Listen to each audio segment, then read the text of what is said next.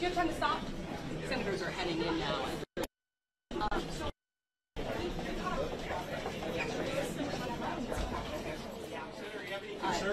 That letter from his cousin about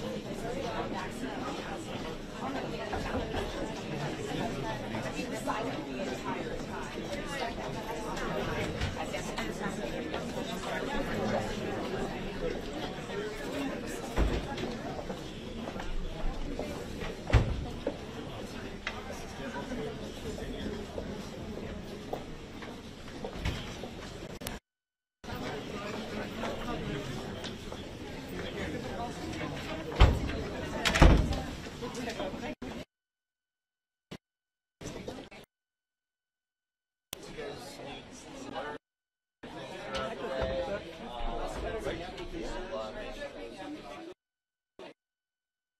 Thank you.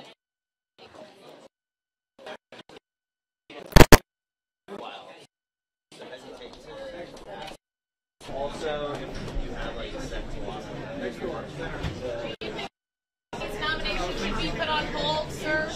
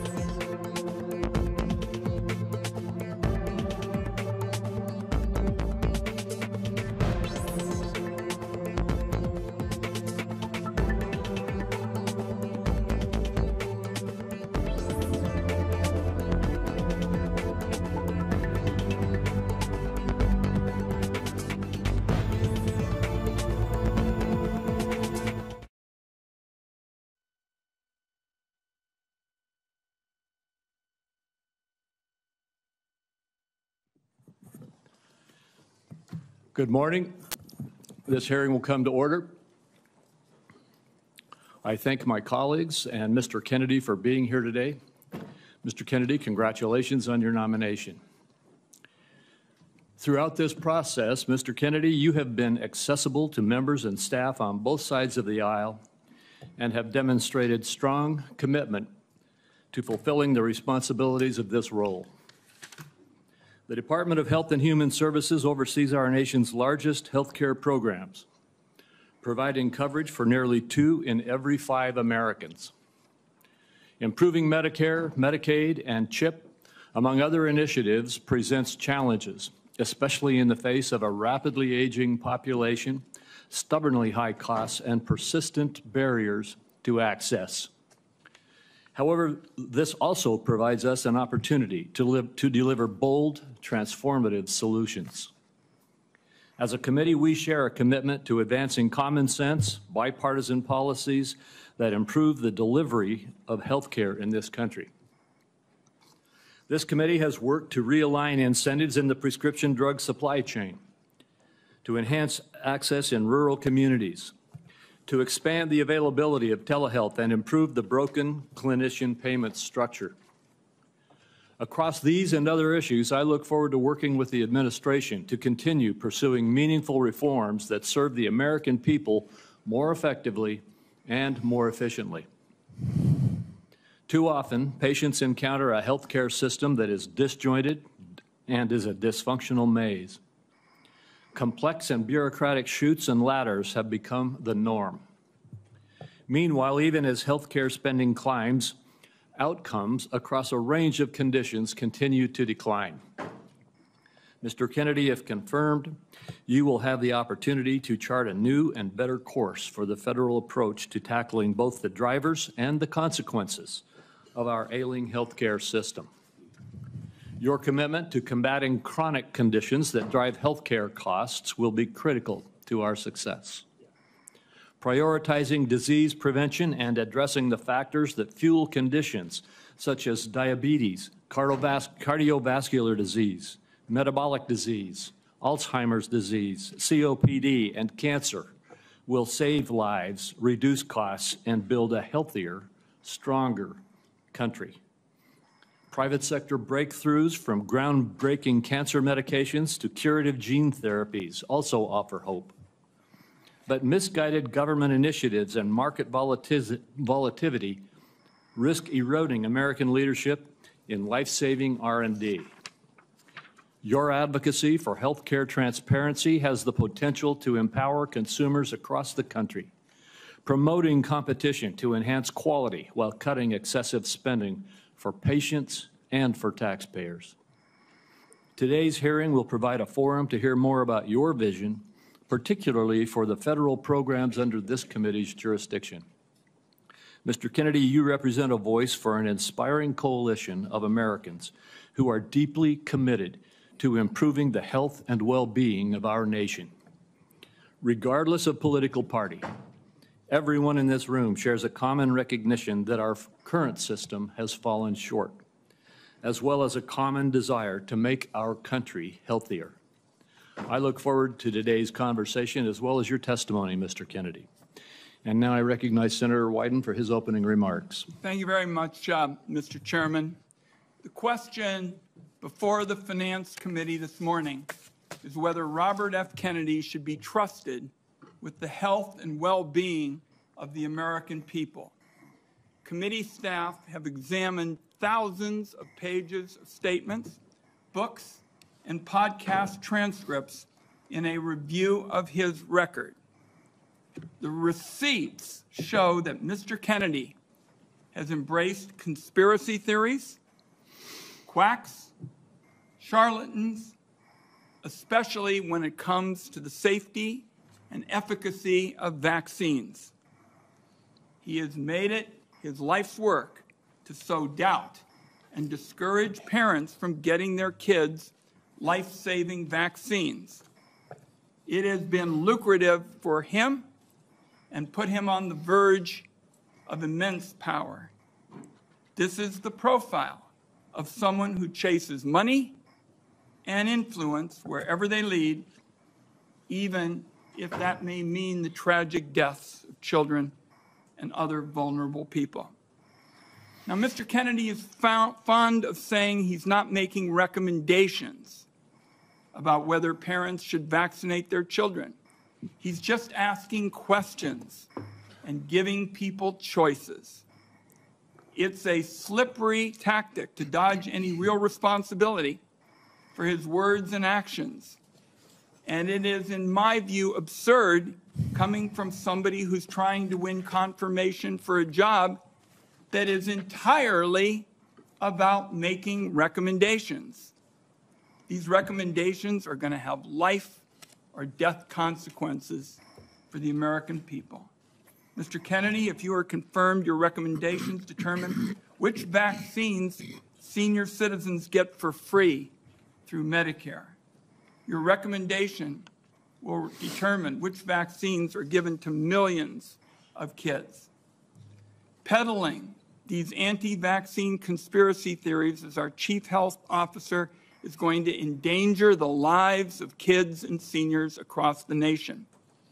Just look at what happened when Mr. Kennedy inserted himself into an anti-vaccination crisis in the island nation of Samoa. He traveled there himself to push his for fuel on the fire of a measles outbreak that began due to low vaccination rates. In the end, 83 Samoans died, mostly kids, from a disease that is easily preventable.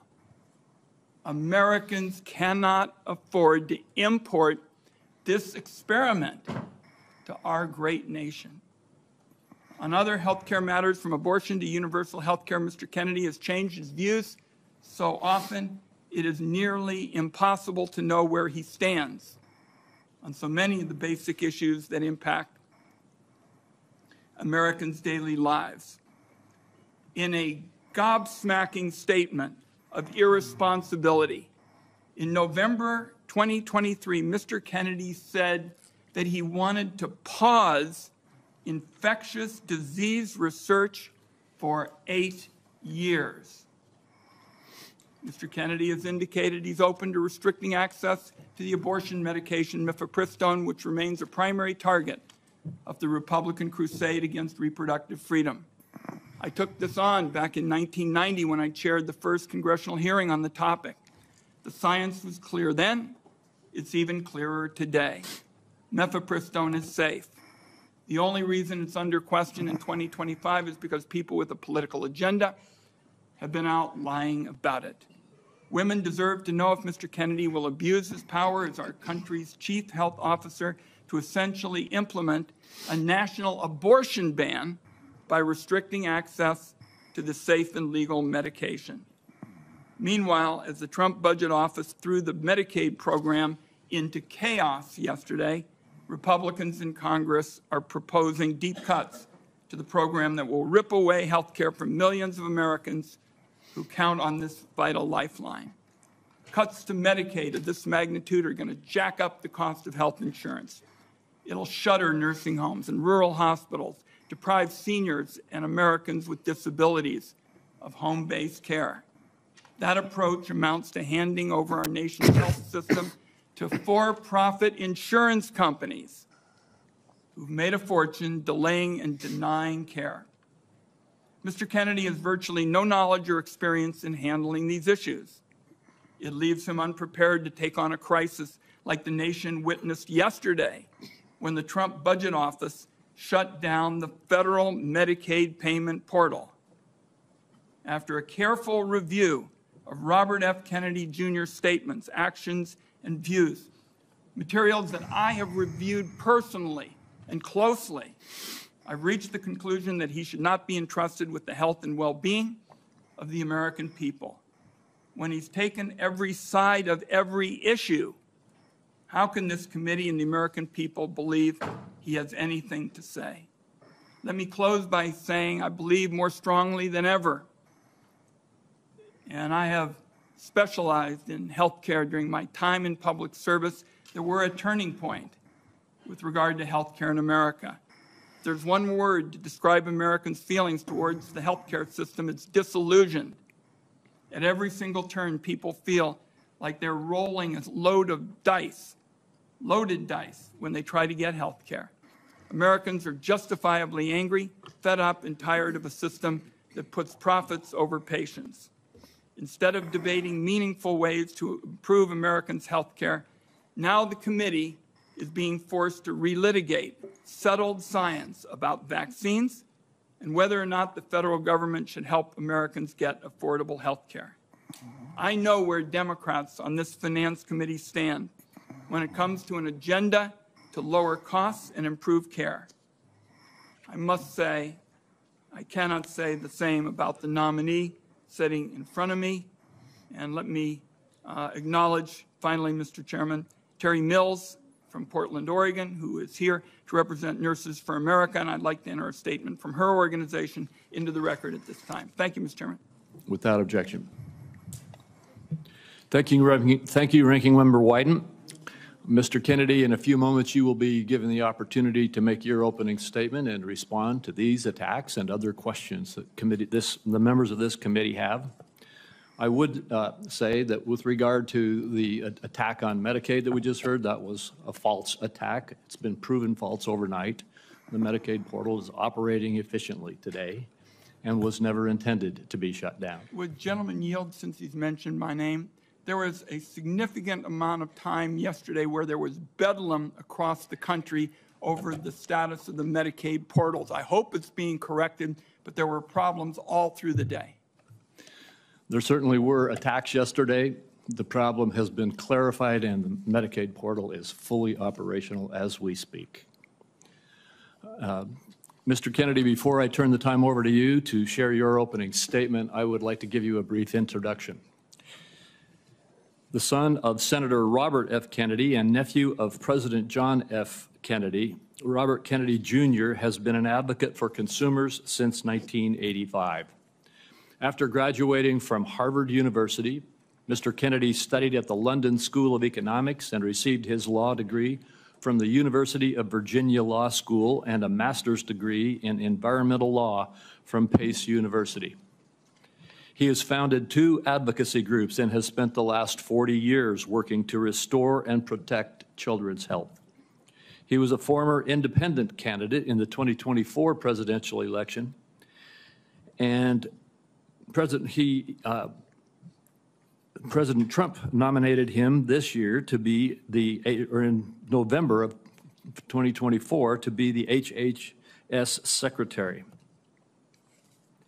In announcing his nomination, President Trump stated, "Mr. Kennedy will restore these agencies to the traditions of gold standard scientific research and beacons of transparency and end the chronic disease epidemic and make America great and healthy again."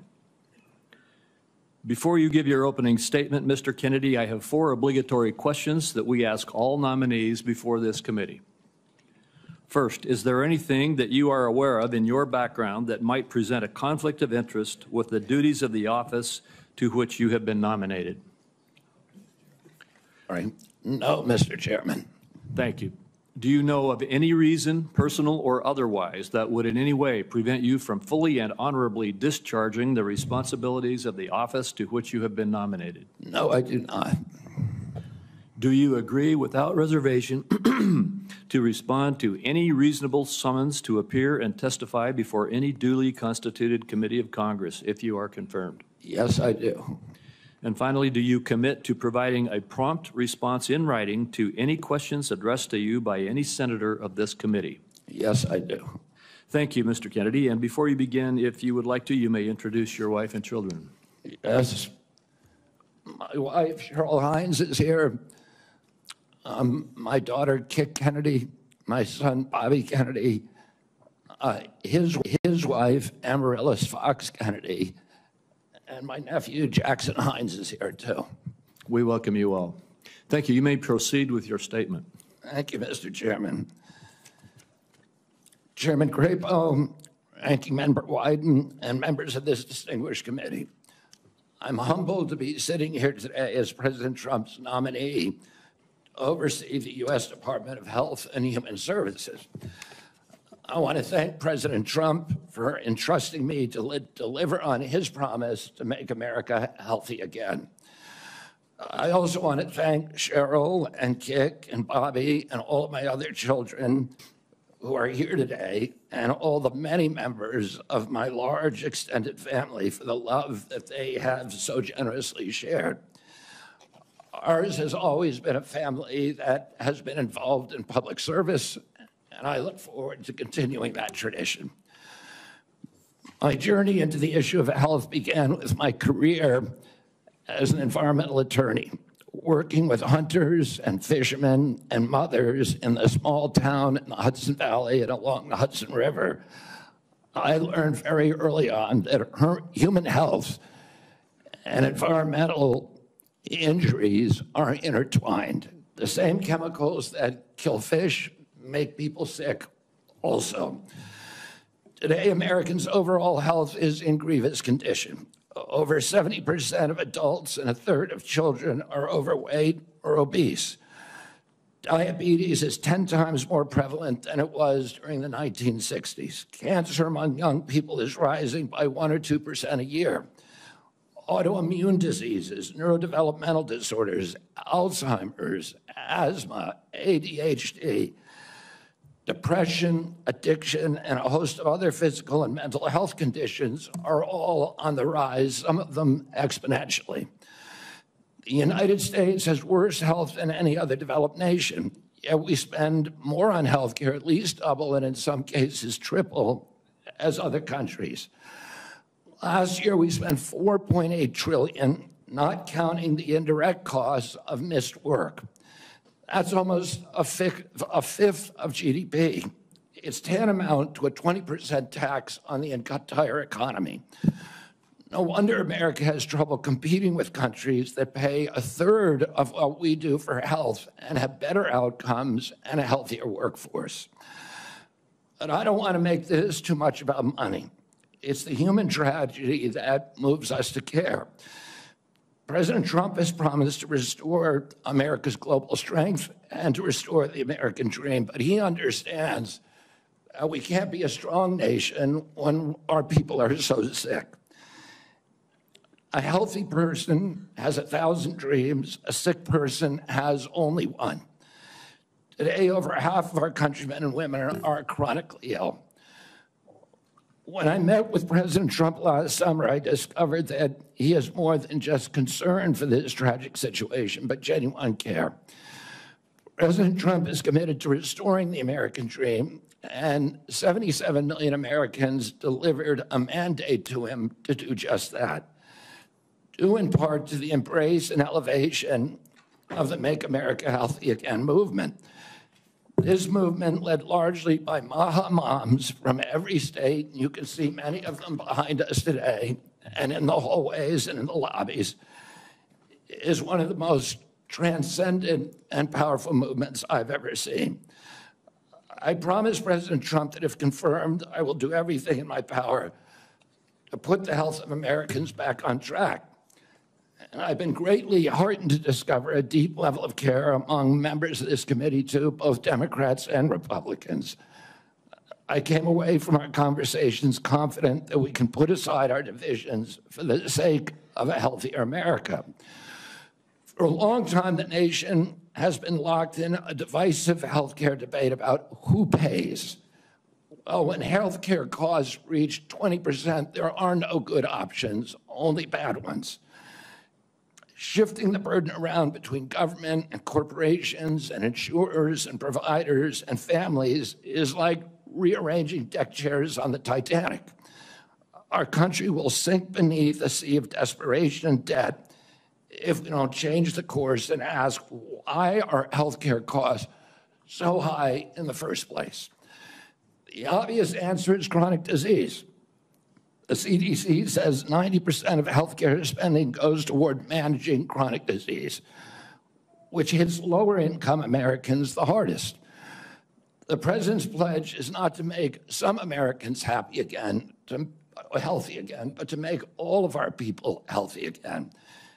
There is no single culprit in chronic disease. Much as I have criticized certain industries and agencies, President Trump and I understand that most of their scientists and experts genuinely care about American health. Therefore, we will bring together all stakeholders in pursuit of this unifying goal. Before I conclude, I want to make sure the committee is clear about a few things. News reports have claimed that I'm anti-vaccine or anti-industry. I am neither. I am pro-safety.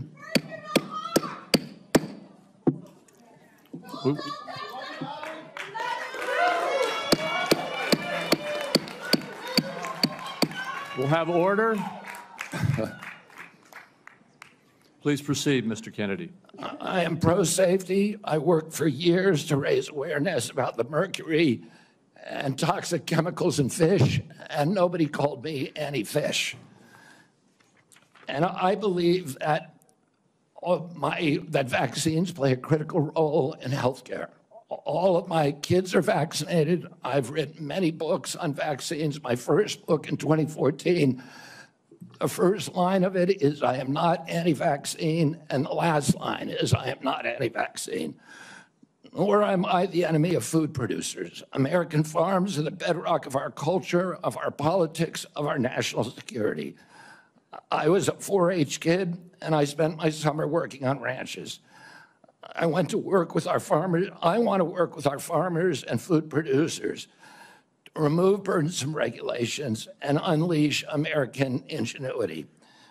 MAHA simply cannot succeed without a partnership, a full partnership of American farmers.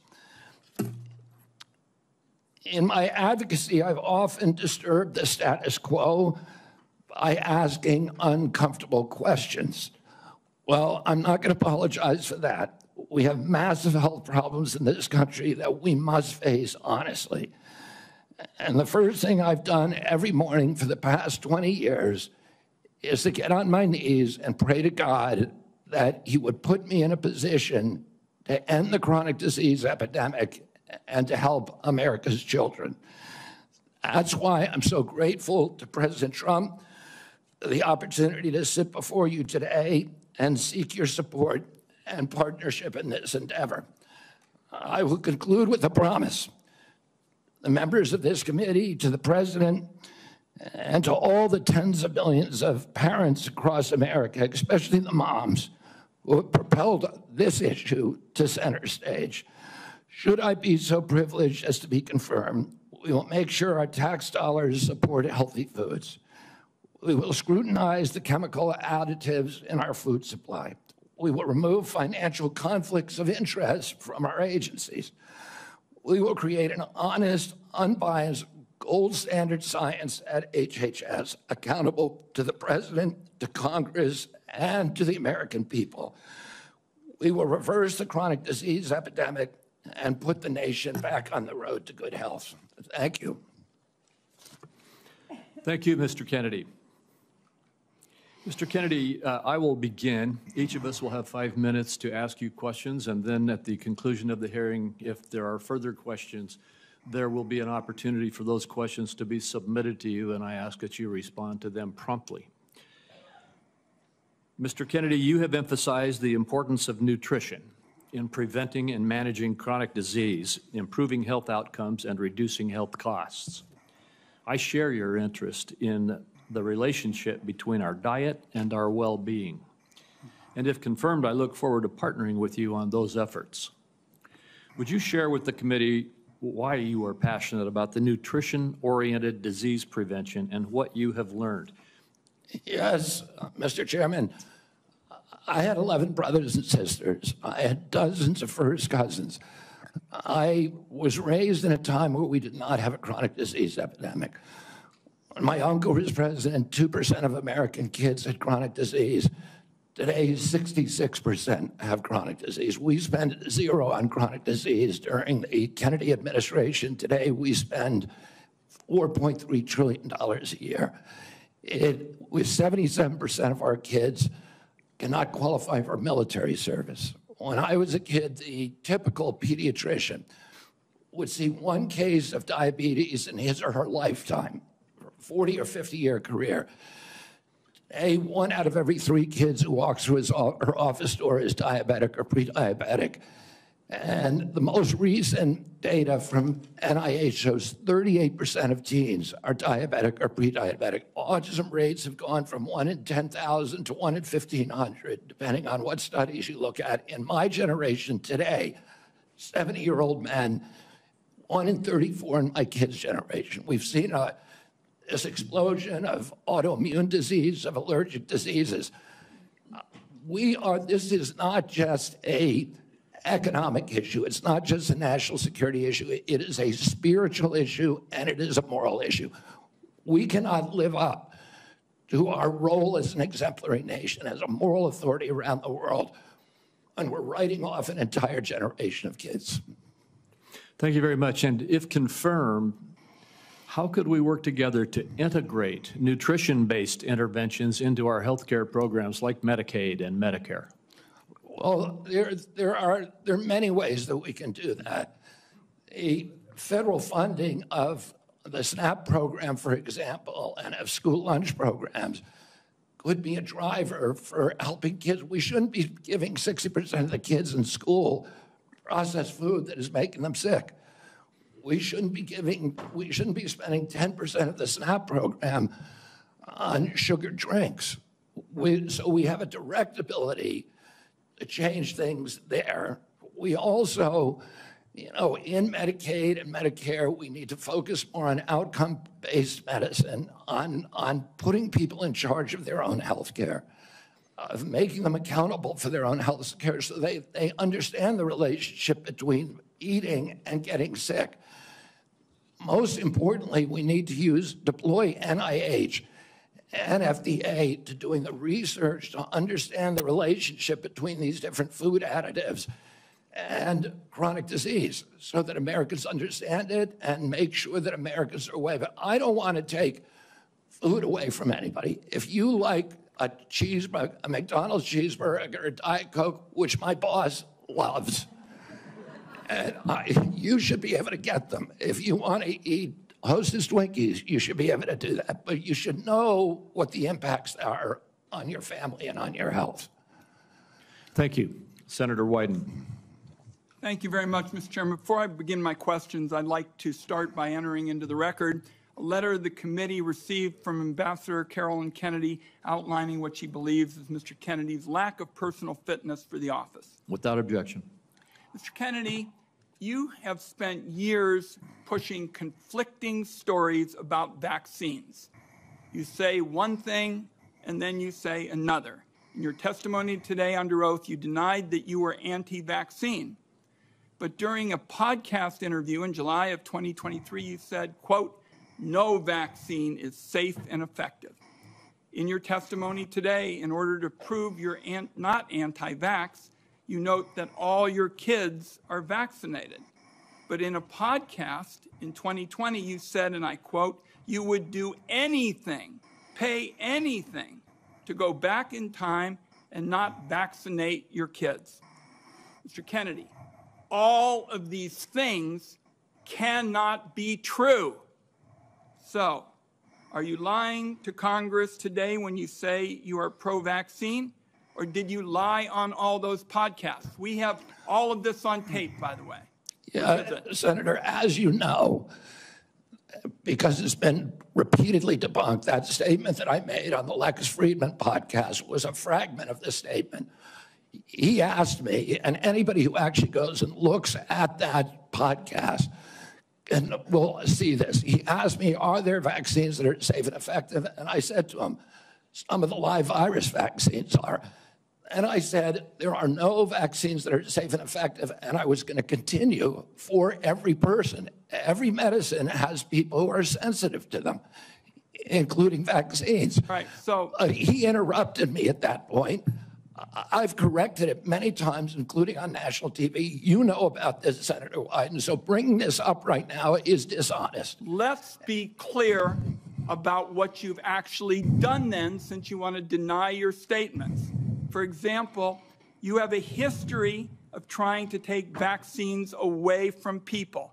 In May of 2021, you petitioned the Food and Drug Administration to not only block Americans from having access to the COVID vaccine, but to prevent any future access to the life-saving vaccine. Are you denying that? Your name is on the petition.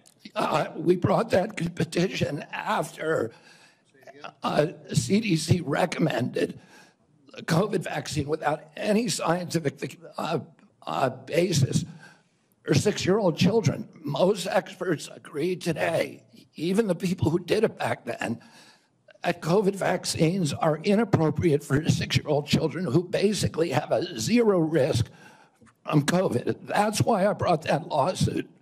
I don't want to, I want to emphasize Mr. Kennedy, the facts, I don't, the facts.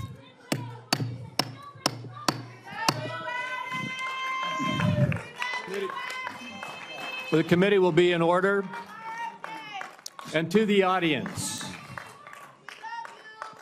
Senator, I'm not against if you'll hold vaccine. off for a second, Mr. Kennedy, to the audience. Comments from the audience are inappropriate and out of order. And if there are any further disruptions, the committee will recess until the police can restore order. Please follow the rules of the committee.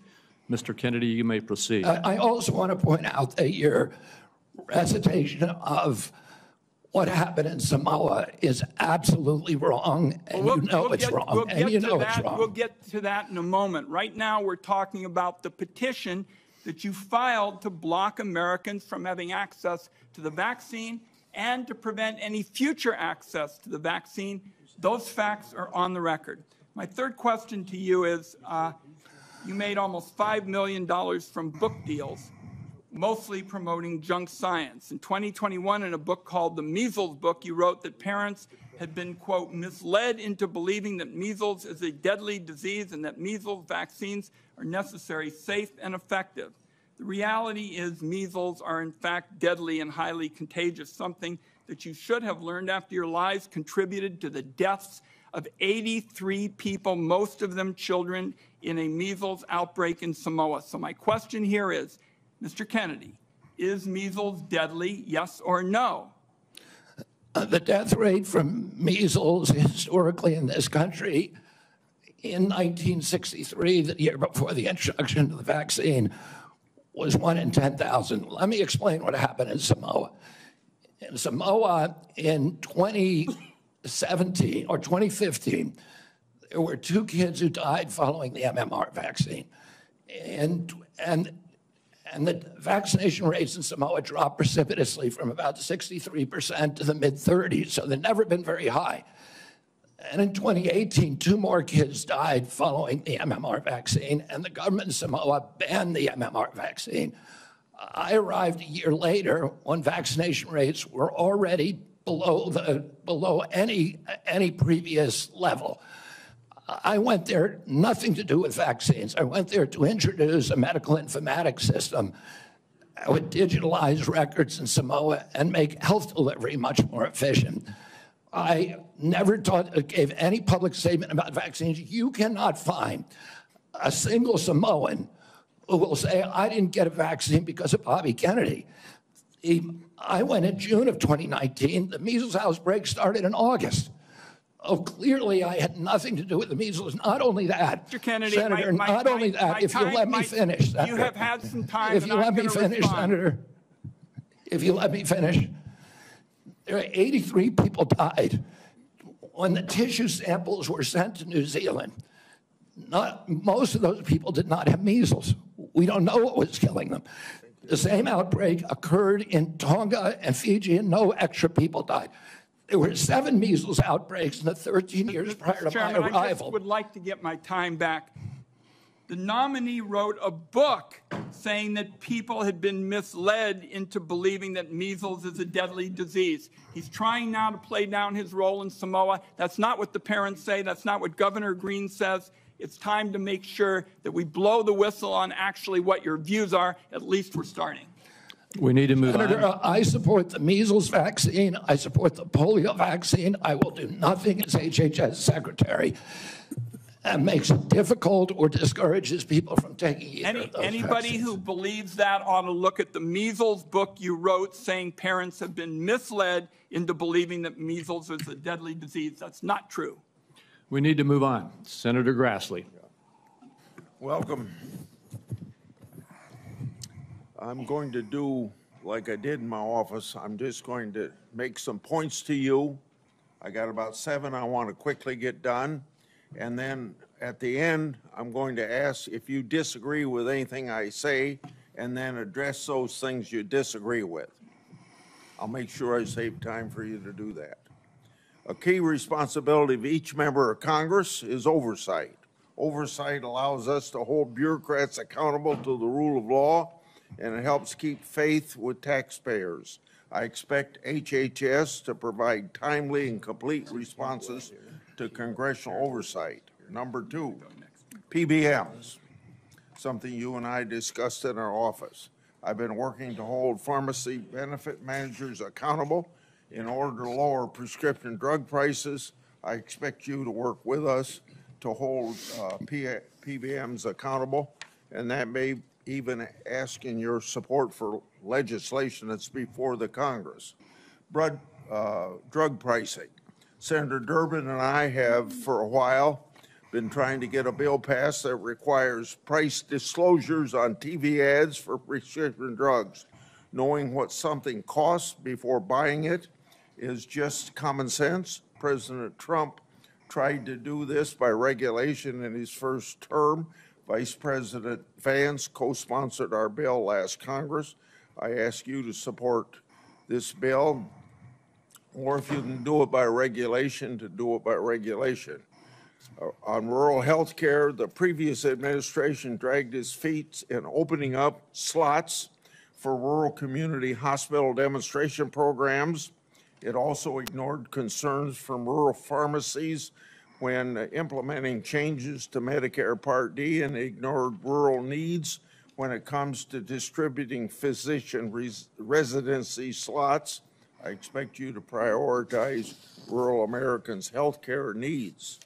On agriculture, in our meeting earlier this month, we talked at length about agriculture. You prefaced the conversation by saying you will not have jurisdiction over these issues. I expect you to leave agricultural practice regulations to the proper agencies, and for the most part, that's USDA and EPA. On dietary guidelines, I've sent letters to the Secretaries of Agriculture at HHS requesting that they provide information regarding conflicts of interest on the Dietary Guideline Advisory Committee to increase transparency. I expect you to provide Congress with confidential financial disclosures from the Advisory Committee before finalizing dietary guidelines, so we know that nobody has a vested interest in it, is having undue influence. Lastly, HHS, Office of Refugee Resettlement Oversight. Last year, I expanded my investigation into HHS's Office of Refugee Resettlement. I wrote 24 contractors and grantees whose job it is to place unaccompanied children with sponsors. In many cases, children have been placed with improper vetted sponsors, placing them at risk of trafficking.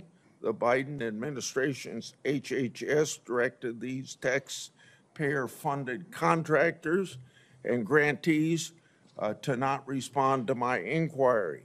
This is obstruction by the executive branch. I expect you to produce to me the records and data I've requested and instruct HHS contractors to fully cooperate with my investigation. I also expect HHS to not retaliate against any whistleblowers, including those who identify ORR's failures in vetting sponsors of unaccompanied. You got 45 seconds to respond if you want to. I agree with all of those provisions, Senator. My approach to administration HHS will be radical transparency. if members of this committee or other members of Congress want information, the doors are open.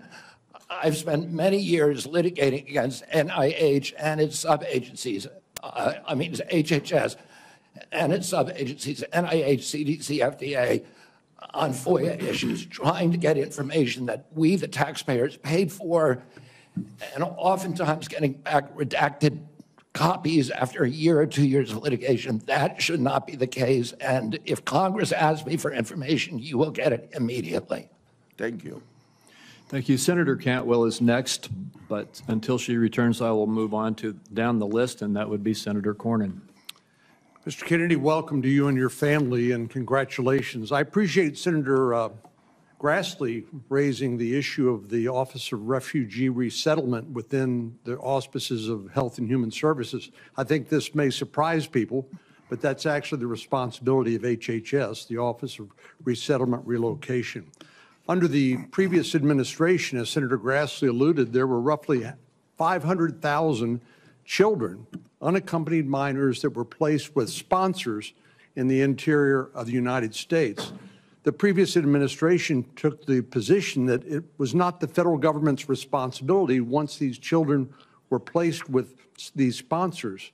But the New York Times, in a series of investigative stories, pointed out that tens of thousands of these children, when they tried to follow up and find out how they were doing, whether they were going to school, whether they were being trafficked or abused, there was no answer, and they took the position it was not their responsibility. So I look forward to working with you to find those children and to make sure that they're not being abused.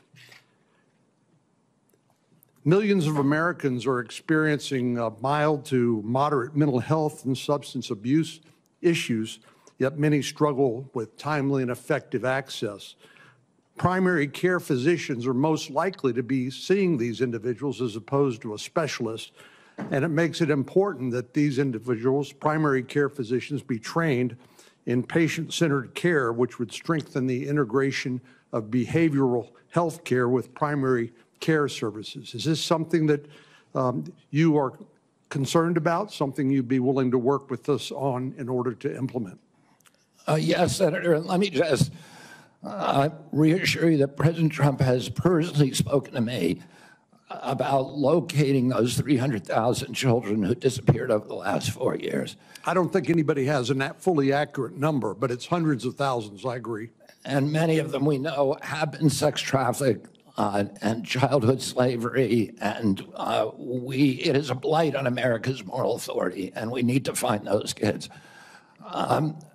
In terms of addiction services and substance abuse services, this is a priority for me. It was a priority for me when I was running for president during my campaign. I was a heroin addict for 14 years. I've been 42 years in recovery. I go to 12-step meetings every day, so I hear the stories every day. And I hear the many stories about denial of, or the barriers to access to care. And we need to improve that. And to answer specifically to your question, I think we can do that through GME, which is a program that is funded by HHS, that is the largest funder for medical school students. And that's one of the things for primary care physicians should understand addiction care. Addicts almost always go through a cycle where there is a moment where they hit periodic bottoms where they're ready to go into treatment. But it's fleeting and it's momentary. And we have that opportunity to save their lives. And then if we miss that little short window, they're off to the races again. I appreciate your answer. Our time is short. Let me get to one more question that I think is very important. Under the first Trump administration, the number of people receiving HIV treatment in Africa through the President's Emergency Plan for AIDS Relief, otherwise known as PEPFAR, it increased, this is during the first Trump administration, from 13 million people to 18 million people across 50 countries, primarily in Africa. Africa has about 1.3 billion people today, or in 2021, is projected to have 2.5 billion people by 2050, or 25% of the global population. In 2020, PEPFAR reported that 2.8 million babies were born without HIV. That was something that would not have happened but for the PEPFAR program. So it has simply been one of the most successful public health programs in the world and saved approximately 26 million lives. Failure to continue this program, in my view, would risk ceding that leadership to adversaries like China. And I'd like to know whether you support the objectives and goals of PEPFAR, and would you work with me and my colleagues to make sure that this program continues to provide life-saving antiviral drugs to people who are most in need? I absolutely support PEPFAR, and I will happily work with you to strengthen the program. Thank you. Senator Bennett.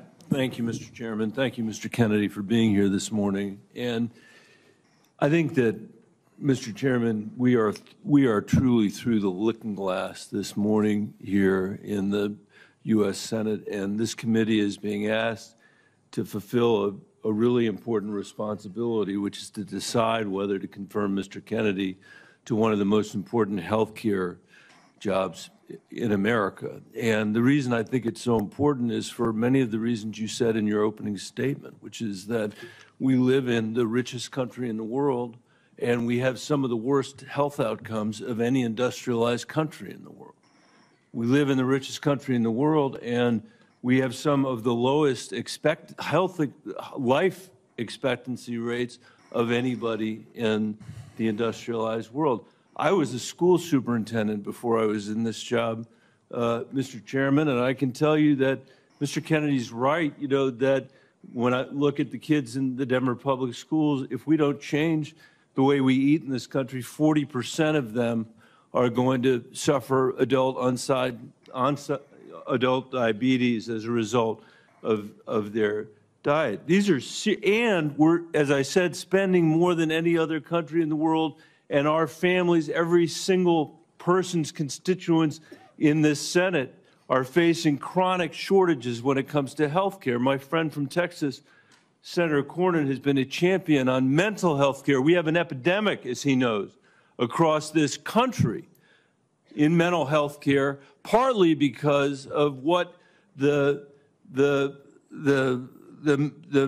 massive social media platforms that were sitting behind the President of the United States have inflicted on our children for their profit in the last decade or so. So we have no shortage of challenges to confront, and I even agree with some of the diagnosis of Mr.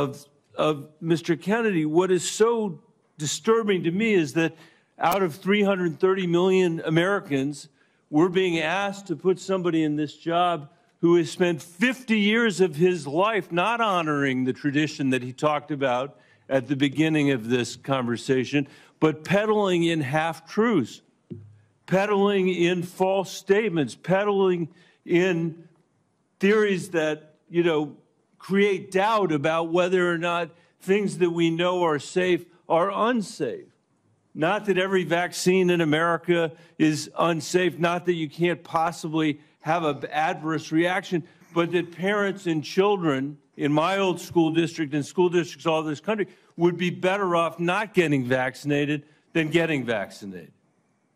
Unlike his own children who were vaccinated, unlike the people he invited to his house in Los Angeles for their party who were vaccinated. For everybody else, it's about peddling these half-truths. And he says it with such conviction that you want to believe him. And Mr. Kennedy, I just have there are many, many things in the record, but I hope that you could answer these questions yes or no. I've tried to ask these in a manner that's faithful to what you actually said, because I didn't want to have a debate about whether you actually said them. So I'm asking you yes or no, Mr. Kennedy. Did you say that COVID-19 was a genetically engineered bioweapon that targets black and white people but spared Ashkenazi Jews and Chinese people? I didn't say it was deliberately targeted. I just quoted an NIH-funded and NIH published study. Did you say that it targets black and white people but spared Ashkenazi Jews? I quoted a study, Your Honor. I quoted So an NIH study that showed that I'll take that as a certain yes. races I have are to move on, disproportionately. I have to move on. Did you say that Lyme disease is highly likely a materially engineered bioweapon? I made sure I put in the highly likely. Did you say Lyme disease is a highly likely militarily engineered bioweapon? I probably did say that. Did you say that? And that's what the developer of I Lyme want all disease of our said. colleagues to hear it, Mr. Kennedy. I want them to hear it. You said yes. Did you say that exposure to pesticides causes children to become transgender? No, I never said that. Okay, I have the record that I'll give to the chairman, and he can make his judgment about what you said. Did you write in your book, and it's undeniable, that African AIDS is an entirely different disease from Western AIDS? Yes or no, Mr. Kennedy? I'm not sure if I made that. Okay, I'll give it to the chairman, Mr. Kennedy. And my final question, did you say on a podcast, and I quote, "I wouldn't leave abortion, to the states. My belief is we should leave it to the woman. We shouldn't have the government involved, even if it's full term." Did you say that, Mr. Kennedy? Senator, I believe that every abortion is a tragedy. Did you say it, Mr. Kennedy? This believe- matters. It doesn't matter what you come here and say that isn't true, that's not reflective of what you really believe, that you haven't said over decade after decade after decade, because unlike other jobs we're confirming around this place, this is a job where it is life and death for the kids that I used to work for in the Denver public schools and for families all over this country that are suffering from living in the richest country of the world that can't deliver basic health care and basic mental health care to them. It's too important for the games that you're playing, Mr. Kennedy. And I hope my colleagues will say to the president, I have no influence over him. I hope my colleagues will say to the president, out of 330 million Americans, we can do better than this. Thank you. We need to move on. Senator Cassidy. Mr. Kennedy, President Trump has sworn to protect Medicare. Republicans are exploring reforms to Medicaid that could help pay for Trump administration priorities. With this context, what will you do about dual eligibles? About? Dual eligibles. Well, dual eligibles are not right now served very well under the system. Those are people who are eligible for both Medicaid and Medicare.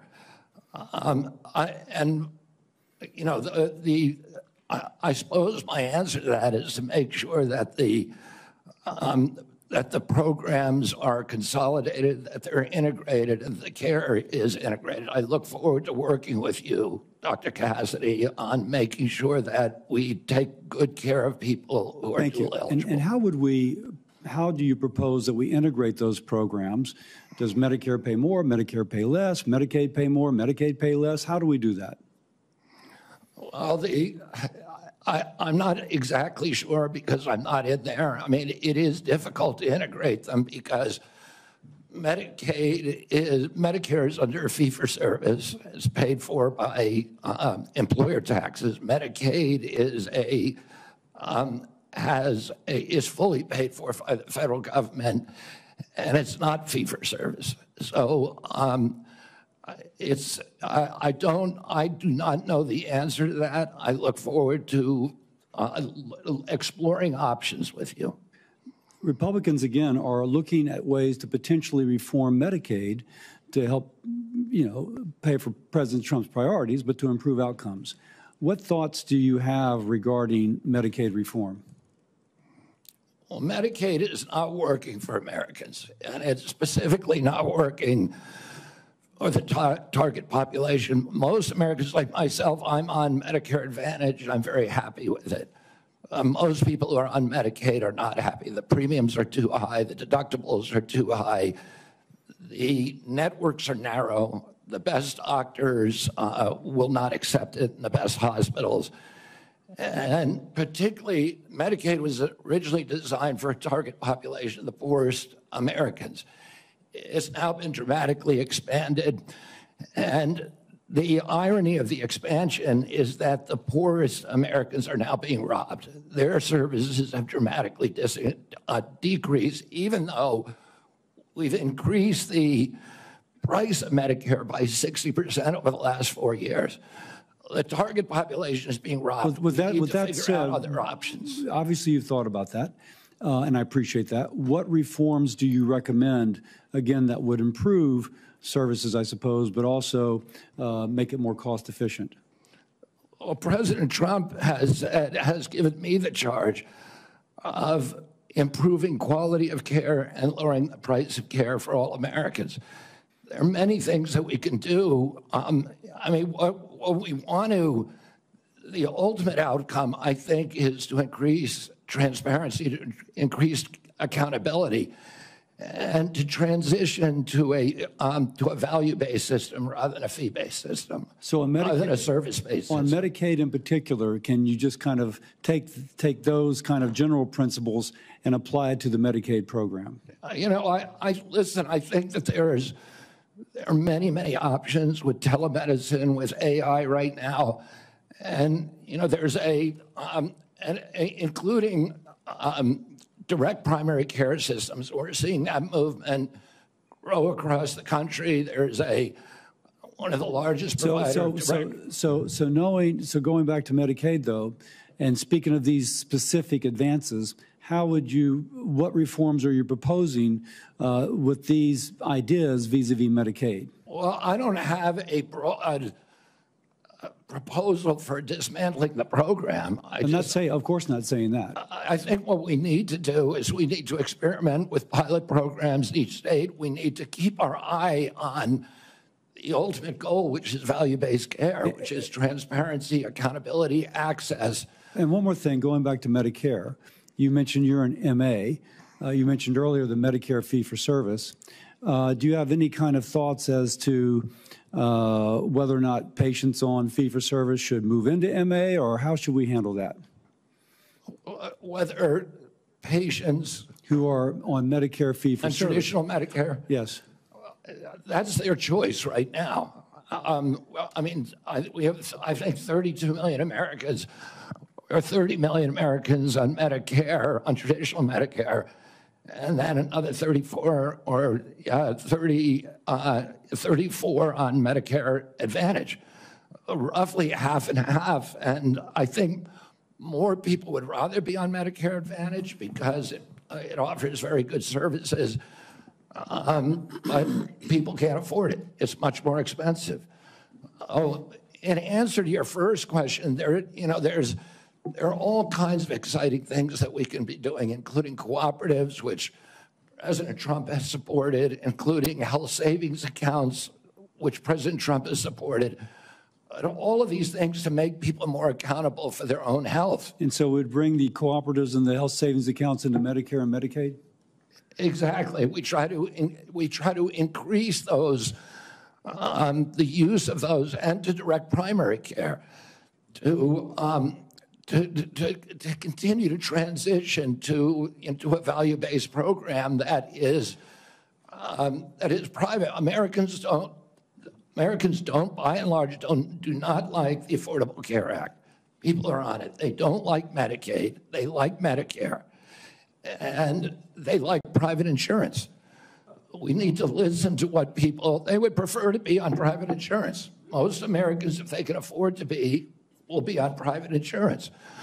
We need to figure out ways to improve care, particularly for elderly, for veterans, for the poor in this country.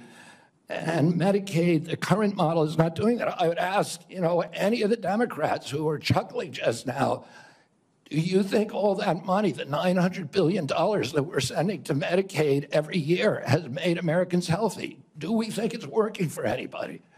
Are the premiums low enough?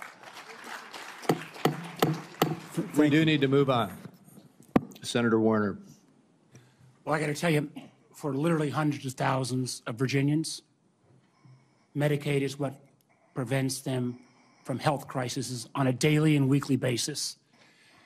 And some imaginary new plan And if there was a new plan that was to be the basis of what Trump was going to do in repealing Obamacare, I would have thought by now we'd have seen it.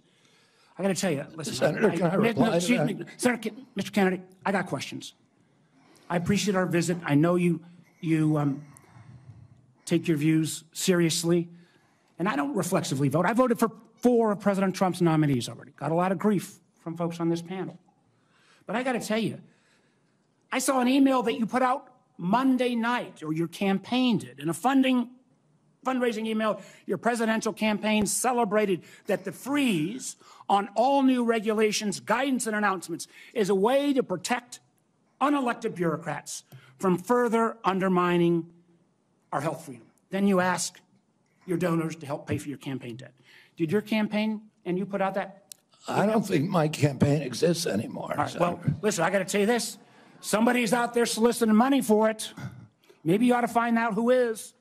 So the fact that you celebrate this freeze, do you think that was a good idea to put all of this on hold for 90 days? Funding and any kind of further work? NIH research? As Chairman Crapo pointed out. I'm not asking for, I love Mike Crapo. I'm asking you. You're up for a very important position. As he pointed out, Senator, the portals that were closed were not closed as a result of the Trump administration. Let me just tell you, I'd like you to explain, excuse me, sir, I'd like you to explain to a domestic violence center in Richmond that's saying because this freeze, they may have to close down, where those battered women to go. Or a rural nonprofit I've got in the Shenandoah Valley who's saying that freeze is going to potentially shut down their ability to operate. So I guess if you deny or don't know what your campaign's sending on, you don't know if you raised a lot of money Monday night. I'm saying that the Trump administration you don't know if you raised a lot of money. The Trump administration has made clear that it does not want to freeze benefits for any Americans under Medicaid or Medicare, and I do not want to dismantle Medicaid. The freeze is affecting beyond Medicare and Social Security. I would hope you would have known that to be able to answer some of this. Now, you've said publicly you want to immediately get rid of 600 NIH workers on job one, on day one. When we had our meeting, you said you'd actually like to get rid of 2,200 people from HHS. Which offices are you going to start cutting and riffing these 2,200 workers from? Senator, there's 200 political appointees that are changed during every administration. So if you got rid of those 200 political appointees, you're not going to replace them with your political appointees? Well, President Biden this year changed 3,000 employees at HHS. 3,750 at NIH. You're 2,200. What departments are you going to pick them from? Well, the same as President Biden did when he changed 3,000 out. Let me just, I'm down to a minute 30. The chairman's been generous with colleagues on both sides. I may have to go a couple minutes over. But let me just say, so let's just answer. This would be, I hope, since you're asking to become the top healthcare official in the United States in terms of HHS, huge ramifications, and part of this job is to be the senior advisor to the president on health issues. So when we're looking at this purge and we're looking at laying off workers, when we're looking at potentially the president's illegal offer to try to buy out federal employees, which I would say to any federal employees, think twice. Has this individual in his business world ever fulfilled his contracts or obligations to any workers in the past? But if you are in this position, will you pledge that you will not fire federal employees who work on food safety, work on trying to preventing things like salmonella? Senator, there are 91,000 employees. So that I take that as that's a simple yes, and I'm going to take that as a no. Run that agency I take that as a no. Will you actually? We talked about protecting Americans from cyber criminals, something we need to do a lot more on. Will you commit not to fire anyone in the health arena who currently works on protecting Americans from cyber attacks in their healthcare files? I will commit to not firing anybody who's doing their job. Based on your opinion, based upon your opinion, or your political agenda, or Mr. Trump's political agenda? Based upon my opinion. So I guess that means a lot of the folks who've had any type of views on vaccines will be out of work. Will you freeze grant funding for community health centers? Will you freeze federal funds for community health centers, the way the current administration has done? The White House has made clear that no funds are going to be denied to any American for benefits in any program. Do you know what happens at community health centers? Those are direct. Are you talking about the Indian health centers? No, I'm talking about community health centers across the country. I understand that. I mean, I strongly So you're going to excuse Indian health centers, which is good, but others are not. They're going to get their funds frozen. I strongly support community health centers, as does the president. So does that mean you're not going to freeze the funding that is currently frozen? The White House has made clear that none of that funding is supposed to be frozen. Sir, the direct payments are different than how the government operates. We fund the federal government down to community health centers. As a former governor, there's lots and lots of state programs that are related to health care that come from the federal government. They come down to the state, then it goes to local programs. All of those don't directly pay out $1 at a time, but they come from federal funding. They are all, even though they keep changing the guidance on a minute-by-minute basis, based upon 9:45 or 10:30 or 10:45, whatever time it is today, those funds are still frozen. Sir, I just honestly, I want to give you a fair shot, but I don't feel like you approach this job with the knowledge and candidly your willingness not to commit. Try to recommend to the president to make sure these funds are unfrozen and that people's lives are at stake is a very disappointing answer. Thank you, Mr. Chairman. Senator Lankford. Mr. Chairman, thank you. Mr. Kennedy, it's good to see you again. We had some great visits in my office. We've done some follow-up calls to be able to go through. You and I have talked about 100 different issues and backgrounds and things. You've been able to address a lot of them today and just different questions to be able to clear up social media rumors and the things that are out there on it. So I do appreciate that. We've talked about pharmacy benefit managers. We've talked about the nursing home rule the Biden administration put down. We talked about your views on agriculture and commercial and row crop agriculture. We've talked about food issues, and you made it very, very clear. You're not going to tell Americans what to eat, but you do want Americans to know what they're eating. And I think that's a pretty fair perspective on that. I do want to talk to you about some areas that you and I have talked about as well. We have some disagreements, you and I, on the issue of life. And when life begins on that, you've been very outspoken on that. And we've had some good opportunities to be able to talk about that. Title 10 is specifically in the HHS area. This has been an area that has been interpreted for a long time, and President Trump in the first administration interpreted that rule to say that his administration will prohibit the performance, referral for, or promotion of abortion as a part of the Title 10 program. That he made that very clear in the first administration. Obviously, that's his decision to make again on that, on how he wants to handle that, and he's made a lot of public statements on that. The Biden administration not only reversed that, not only rescinded that rule, but they went one step the other direction. In my state in Oklahoma, as you and I have talked about, the Biden administration cut off funding to the state of Oklahoma for AIDS testing, for breast cancer screening, and for other areas of poverty health care because my state didn't promote abortion. It wouldn't provide. If my state wouldn't promote abortion in the state, we got cut off for federal funds for AIDS testing and for other things. My simple question to you is, how are you going to handle Title 10 on that? I saw how President Biden handled that in the punitive measures that came on my state for those that are in rural health care. How are you going to handle Title 10? I'm going to support President Trump's policies on Title 10. I agree with President Trump that every abortion is a tragedy. I agree with him that we cannot be a moral nation if we have 1.2 million abortions a year. I agree with him that the states should control abortion. President Trump has told me that he wants to end late-term abortions, and he wants to protect conscience exemptions, and that he wants to end federal funding for abortions here or abroad. That's Title 10. I serve at the pleasure of the president. I'm going to implement his policies. Thank you for that. President Biden, when he came in, immediately closed down the Office of Civil Rights and Conscience Protections within HHS.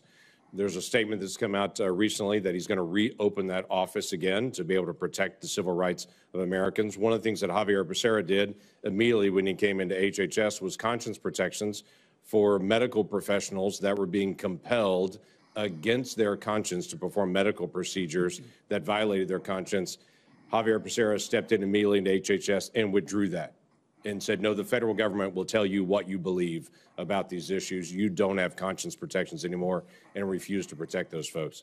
Will you step in and say that healthcare individuals have the right of conscience again, as the federal law allows? Yeah, I mean, the first thing that occurs to me when you ask that question is what patient would want somebody doing a surgery on them that, believes that the surgery is against their conscience being forced to perform that. I don't know anybody who would want to have a doctor performing a surgery that the doctor is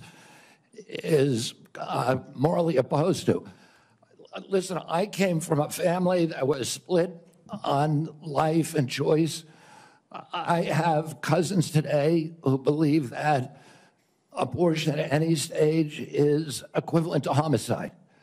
Now, there are other people who believe the opposite. But the good thing in my family that I really loved is that we were able to have those conversations and respect each other. And I wish that we could do that nationally. And if forcing somebody to participate in a medical procedure as a provider that they believe is murder does not make any sense to me. We need to welcome diversity in this country. We need to respect diversity. And we need to respect each other when we have different opinions and not force our opinions on other people. Yeah, thank you for that. The FDA, under the Biden administration, changed the rules for the chemical abortion drug and said you no longer need to see a physician. So if you have an ectopic pregnancy or all kinds of, don't even go anymore to see a physician. But they also changed an area that has been something that's been very particular. You've talked about a lot, and that's transparency. They changed the position and said, don't tell us if there's a side effect on this drug unless she dies. But other than that, don't tell us anymore. Literally, don't give transparent information to the American people or to the women who take this drug anymore. We don't want that reported. My question to you is, will FDA move to be able to actually give transparency to the American people and to say, this drug is no different than any other drug. We're not going to protect it just because it's political for some folks. People should know side effects on this drug, and there should be reporting. Yeah, I mean, it's against everything we believe in this country that patients or doctors should not be reporting adverse events.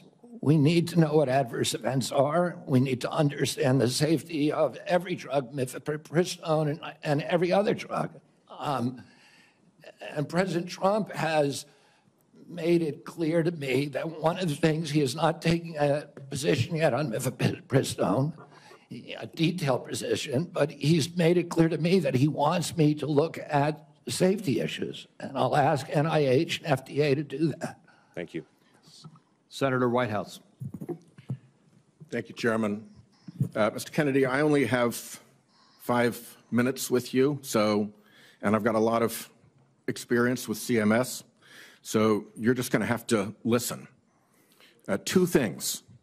One, if you want to move from advocacy to public responsibility, Americans are going to need to hear a clear and trustworthy recantation of what you have said on vaccinations, including a promise from you never to say vaccines aren't medically safe when they in fact are, and making indisputably clear that you support mandatory vaccinations against diseases where that will keep people safe.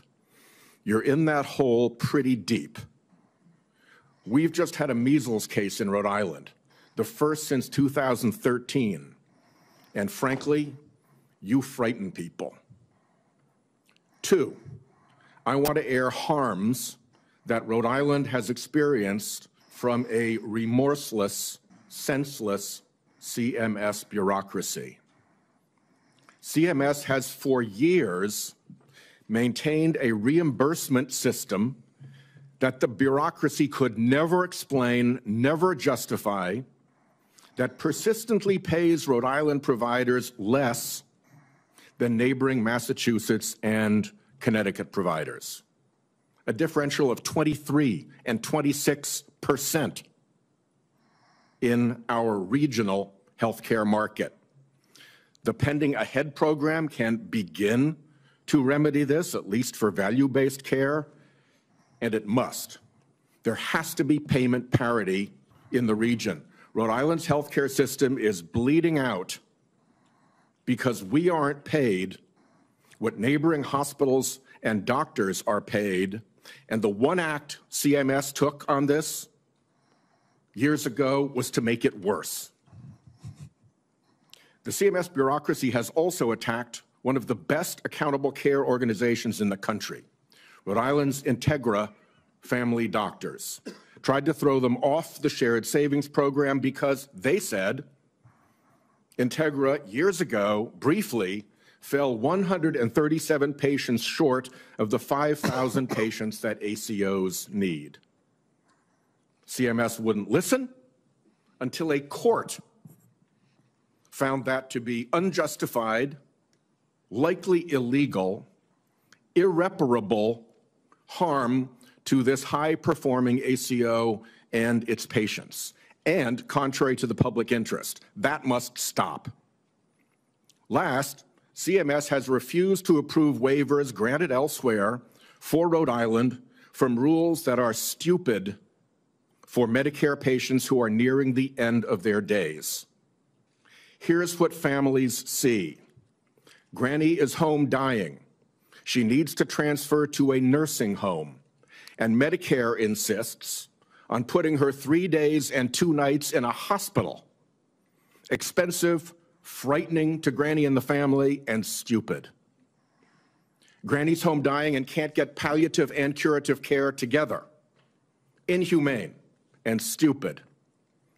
Granny's home dying and can't get home care if she can still get out into the yard or be driven to see the shore, to see Narragansett Beach, say, one more time, to recall childhood memories before she dies.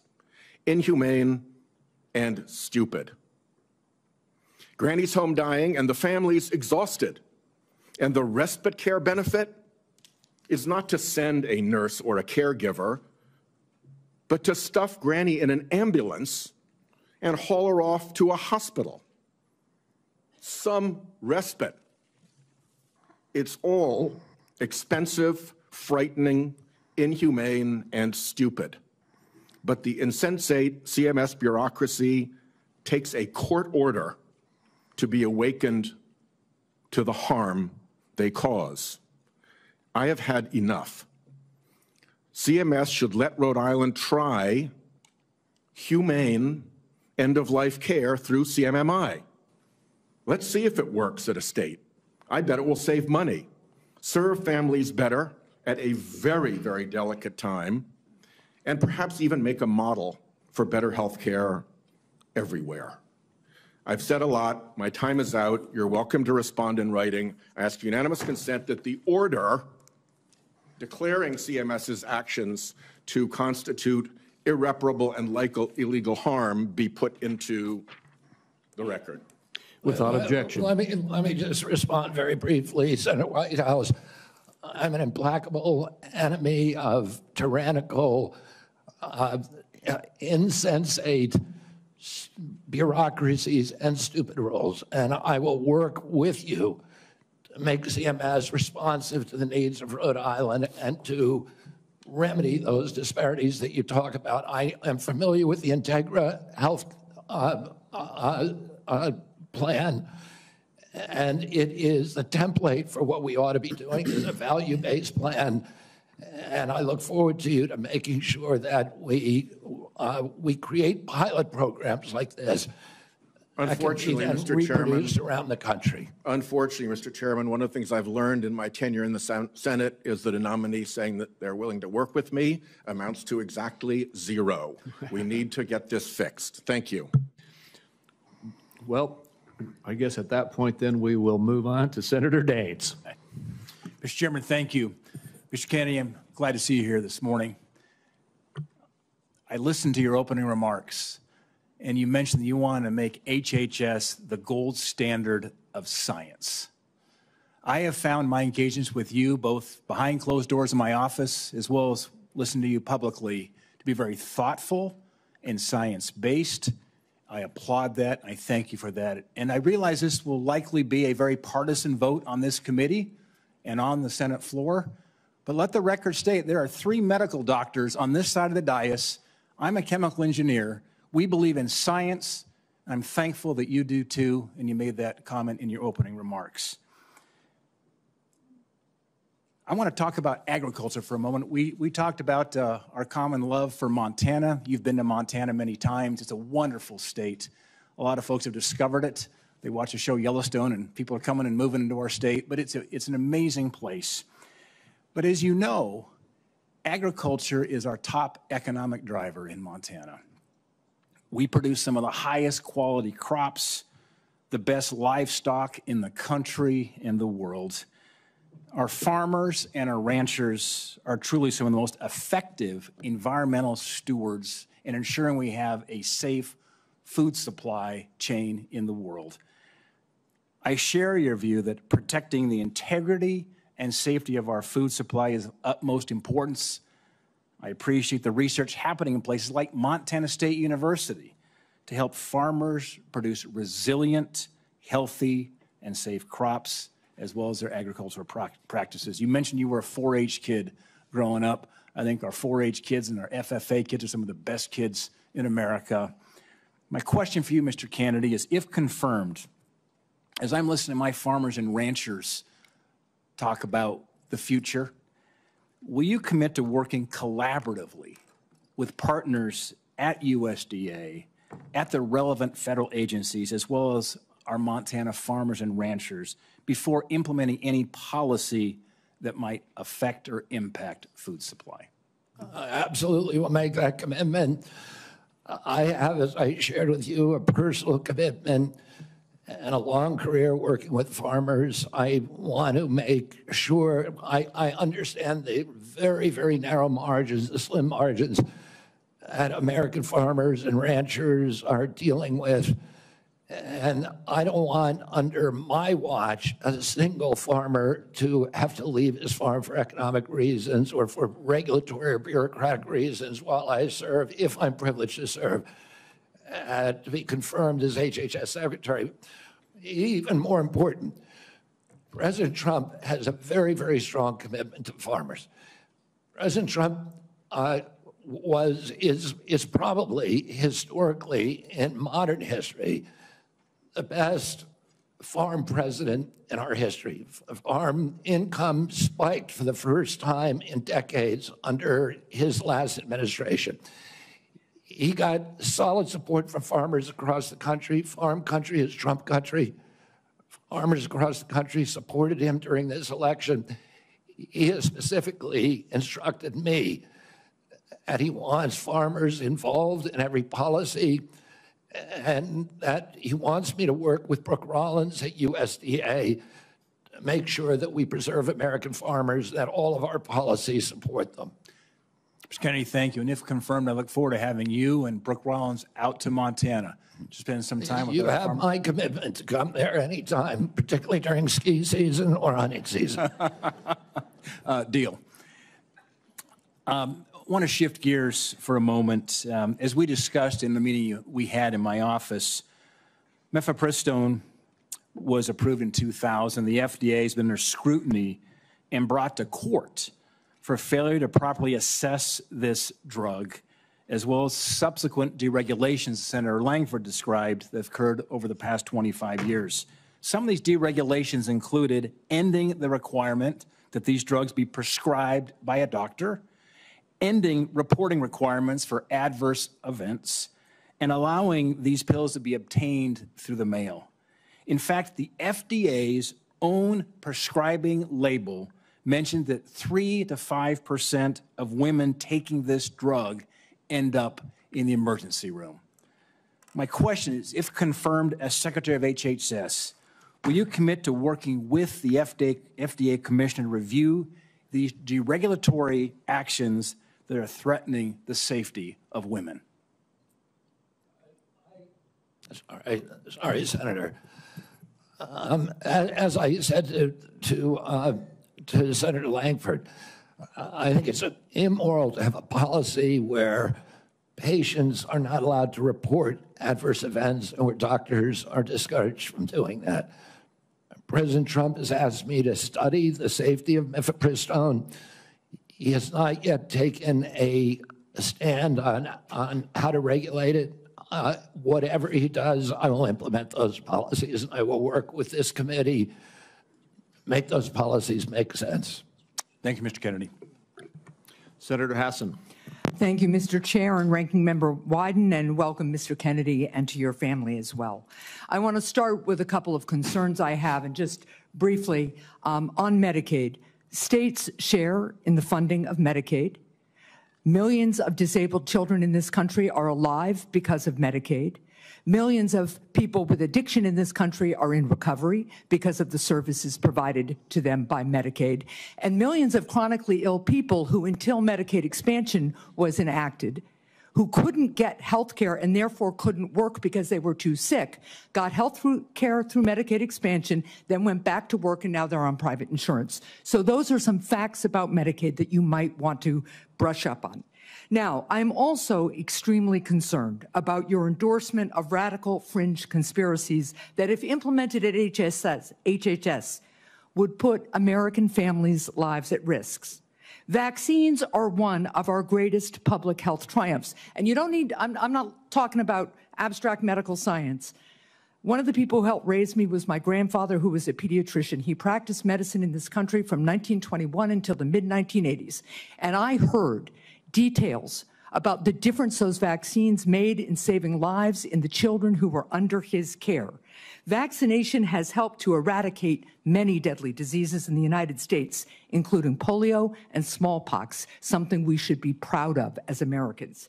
I am extremely concerned that as Secretary, you would be able to halt critical vaccine research and to exploit parents' natural worries by advising them not to vaccinate their children. This will lead to more children getting sick, and some will even die. Before the measles vaccine, about 500 American children died a year from measles. This is too much of a risk for our country, and there is no reason that any of us should believe that you have reversed the anti-vaccine views that you have promoted for 25 years. For example, you have previously falsely suggested that the polio vaccine killed many, many, many, many more people than polio ever did by causing fatal cancers, while rigorous safety studies show that to be completely false. Now, let's go to something we agree upon. I am really heartened to see that one area where we agree on is on women's reproductive freedom. In your own words, it's not the government's place to tell people what to do with their bodies. You said that, correct? Yep. Mr. Kennedy, in 2023, you came to New Hampshire and said, quote, "I'm pro-choice. I don't think the government has any business telling people what they can or cannot do with their body." So you said that, right? Yes. Yep. But you also said we need to trust the women to make that choice because I don't trust government to make any choices. You said that too, right? Yes. It is remarkable that you have such a long record of fighting for women's reproductive freedom, and really great that my Republican colleagues are so open to voting for a pro-choice HHS secretary. So, Mr. Kennedy, I'm confused. You have clearly stated in the past that bodily autonomy is one of your core values. The question is, do you stand for that value or not? When was it that you decided to sell out the values you've had your whole life in order to be given power by President Trump? Senator, I agree with President Trump that every abortion is a tragedy, that we can't be a moral authority in this country. Right, so, but that isn't what you said back in New Hampshire in 2023. My question is exactly when did you decide to sell out your life's work and values to get this position? Senator, I agree with President Trump that every abortion is a tragedy. So what you're telling us, just to be clear, because my time is limited, is that regardless of what you believe, regardless of what values you have, if President Trump tells you to do something, you're going to do it. You said just now the discussion about mifepristone. Oh, he's asked me to study the safety of it. Here are the safety studies that tell us mifepristone is safe and effective. And I ask, Mr. Chair, that these about 40 studies be admitted to the record by unanimous consent. Without objection. So the studies are there. The safety is proved. The science is there. But what you're telling us is if President Trump orders you to take action to make it harder for women to get direly needed health care, you'll follow his order. If Mr. Trump, as he did yesterday, orders a halt on Medicaid payments that are essential for taking care of people with disabilities all around this country, you're going to follow that order because you are willing to sacrifice your values, your knowledge, if President Trump tells you to do that. That, to me, is unacceptable in a Secretary of Health and Human Services. As I explained before, the White House has issued a statement saying that that policy will not deprive any American benefits. The problem is the White House issued that statement only after we pointed out the damage it would do, and it became politically uncomfortable for them. You know what else that freeze on federal funding did? It halted funds for critical research that could cure pediatric cancer. So if the president tells you to do that, you're going to stop that too. That's enough. Thank you. Senator Cortez Masto is next. Thank you. Mr. Kennedy, thank you for coming into my office and having the conversation that we did. I appreciate your passion and your belief, and you've spent years really talking about the issues that matter to you, and I appreciate that. Let me ask you a couple of questions, though I just need some clarification. Right now, there's a 40-year-old law that requires hospital ERs accepting payment from Medicare to actually provide emergency care to patients. So let's say a woman experiencing a life-threatening condition like a heart attack goes to the ER. As a lawyer, you would agree that that federal law protects her right to emergency care, correct? Yes. So now a pregnant woman with life-threatening bleeding from an incomplete miscarriage goes to the ER. Let me rephrase that so you can hear. A pregnant woman with a life-threatening bleeding from an incomplete miscarriage goes to the ER, and her doctor also determines that she needs an emergency abortion. But she's in a state where abortion is banned. You would agree also as an attorney that federal law protects her right to that emergency care, correct? I don't know. I mean, the answer to that is I don't know. If the state bans well, let me ask you this as an attorney. Doesn't federal law preempt state law? The federal Constitution does. Sometimes not every federal law preempts state laws. It could be unconstitutional. Now, I'm not trying to be evasive, in this case, let me Senator. ask you this. I'm just telling you I don't know the I answer appreciate to that question. But what authority do you have over this as the director of HHS? What authority do I have? Yeah, to enforce the law. In what regards? To make sure that a hospital that receives payment from Medicare is ensuring that they're providing the necessary emergency care to patients when they present. It's actually the EMTALA law. So what authority as HHS director do you have with respect to EMTALA? My understanding is that I have budgetary power and that it's pretty much limited to that. But if you tell me I have another authority, I don't even think that. Well, let me tell you, we have a law enforcement branch at HHS. Actually, you do, and that's CMS. CMS actually investigates complaints of EMTALA violations, as well as the Health and Human Services Inspector General, who, by the way, was just recently fired by Donald Trump. So you will be enforcing EMTALA laws, and it's important that you understand their impact and don't play politics with the patient presenting at the ER based on a position that this administration has taken. Let me ask you another question. When we met in my office, you said about lowering drug prices, that when Big Pharma price gouges, the American people suffer. I think we both agree on that. And I think you're sincere in your belief that you want to reduce prices for Americans, correct? Yes. Yeah. The Inflation Reduction Act empowered Medicare to negotiate prescription drug prices. It penalizes drug companies for price hikes above inflation, and it caps seniors' out-of-pocket drug costs, along with reducing insulin prices to $35 per month.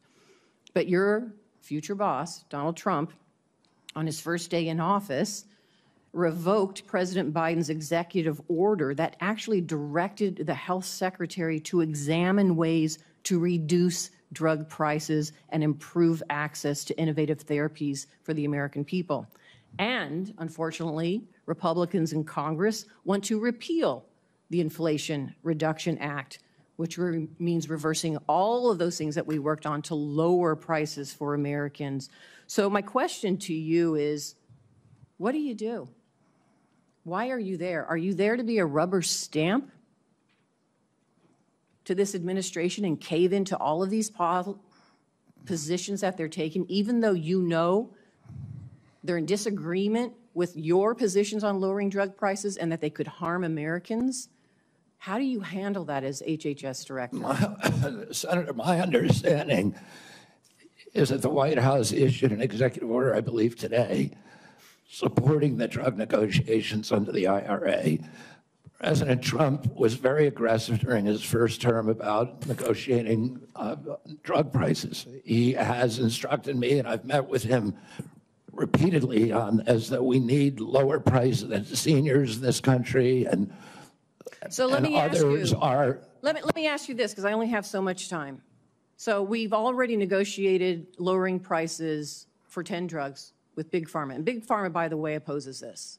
They have not only are asking for a pause, they have filed lawsuits, but we've already negotiated the first 10 drugs.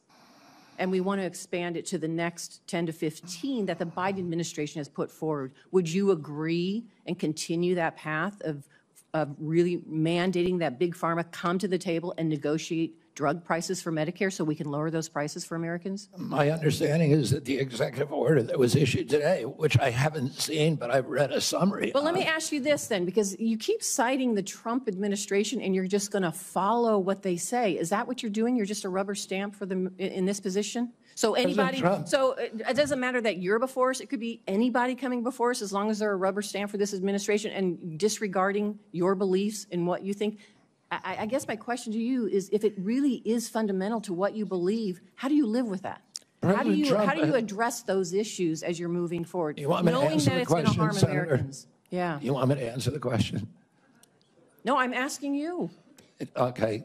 President Trump has asked me to end the chronic disease epidemic and make America healthy again. And I'm So in a is that the unique only reason why position. you're at HHS? Is that the only reason why then you're at the HHS, to address that one issue? President Trump has asked me because I'm in a unique position to end that. And that is what I'm doing. And if we don't solve that problem, Senator, all of the other disputes we have about who's paying, and whether it's insurance companies, whether it's providers, whether it's HMOs, whether it's patients or families, all of those are moving deck chairs around on the Titanic. Our ship is sinking.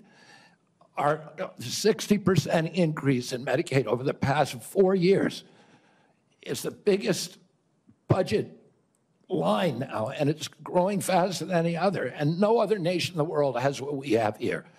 No other nation has a chronic disease. We have the highest chronic disease burden of any country in the world. We had, during COVID, we had 16% of the COVID deaths in a country. We only have 4.2% of the world's population. We had a higher death count than any country in the world. And when CDC was asked why, they said it's because Americans are the sickest people on earth. The average person who died from COVID, American, had 3.8 chronic diseases. This is an existential threat economically, to our military, to our health, to our sense of well-being. And it is a priority for President Trump. And that's why he asked me to run the agency. And if I'm privileged to be confirmed, that's exactly what I'll do. Senator Barrasso. Thanks so much, Mr. Chairman. Mr. Kennedy, thank you for taking time to visit with me in my office prior to today's hearing to talk about a lot of the important issues affecting health care in my home state of Wyoming as well as the nation. And I appreciate your willingness to serve our country. During our meeting, we discussed the challenges that healthcare providers and patients are facing in rural America. Financial obstacles facing rural hospitals, workforce shortages, issues of OBGYN, and then new regulations that are painful that have come out of the Biden administration are hurting our ability to provide nursing home staffing. So let me start, if I could, with rural hospitals and the closures of hospitals like that. There are a lot of challenges facing hospitals in rural communities and frontier areas. We have 33 hospitals in Wyoming. 26 are really located in various locations, often hard to get to. Weather impacts them. 6 of the hospitals are at risk of closing. 2 are at immediate risk of closing in the next 2 years. 10 have had to cut available services. And this is a concern of rural hospitals, both Republican and Democrat states, either way, bipartisan. Critical that the workforce challenges, financial challenges that we're facing are addressed. Can you commit to working with us on a plan to address the critical nationwide issue of rural health care? Yes, yes, Senator.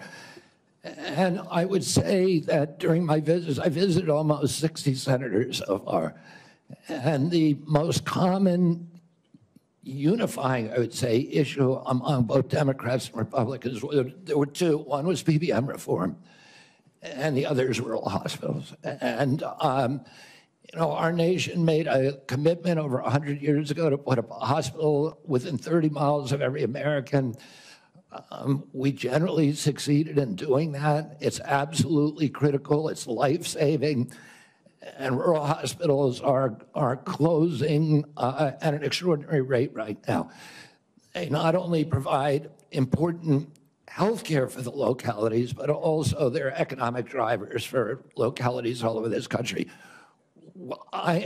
President Trump is determined to end the hemorrhage of rural hospitals, and he's asked me to do that through use of AI, through telemedicine, which these are innovations that I saw the other day.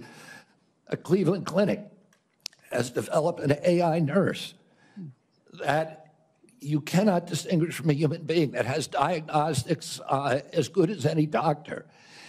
And we can provide concierge care to every American in this country, even those the remote parts of Wyoming, Montana, Alaska, et cetera.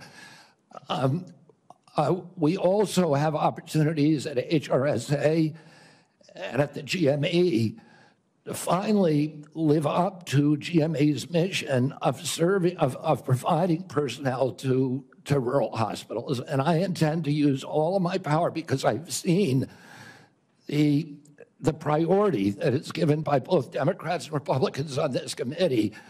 I intend to make that a priority if I'm privileged to be confirmed. Well, I appreciate it, because often with financial strains on a local hospital, one of the common services to be cut in rural hospitals is maternity services. So now we have women in Wyoming having to drive over 100 miles to access care. 13 counties in Wyoming don't have access to OB. And we're talking counties larger than the states of Vermont, New Hampshire, Rhode Island, Connecticut, New Jersey, Delaware, counties larger than those whole states. So will you commit to working with my office to find solutions to help address these specific maternal health challenges in rural America? Yes, Senator, I look forward to it. Another issue we specifically spoke about with this harmful Biden administration rule that have really been bad for our rural nursing homes. And it's a rule that would triple the registered nurse requirements in nursing homes. This is going to lead, there just aren't enough registered nurses in our state to be able to comply with this. This would lead to nursing home closures across our state. Will you commit to working with me to fix this serious problem that it was a result of a rule that came out by the Biden administration, who clearly doesn't understand rural America? Yes, Senator, I think the rule was well-intentioned, but as you've said, and I've heard from many rural senators, it will be a disaster for their states. Some of the nursing homes, these are staffing rules that require 24-hour staffing by medical professionals. Some of the nursing homes in rural areas simply do not have the available personnel or the economics to be able to do that. It will mean the closure of nursing homes in rural areas across our country, which means the parents, the elderly parent, will be moved a great distance from the local community and their family. And we know that the single greatest driver of high-quality nursing home care is the involvement, the proximity of family members. When you move that nursing facility away from the community where the kids live, you're going to get much worse care. So the intention, although it was noble, was in reality, for rural areas at least, it is going to be a disaster. Thank you. Thank you, Mr. Chairman. Thank you. Senator Johnson. Mr. Kennedy, welcome. Thank you for being here. Thank you for your decades-long advocacy for a clean environment, for children's health. I can't say as I'm surprised by the hostility on the other side. I'm highly disappointed in it.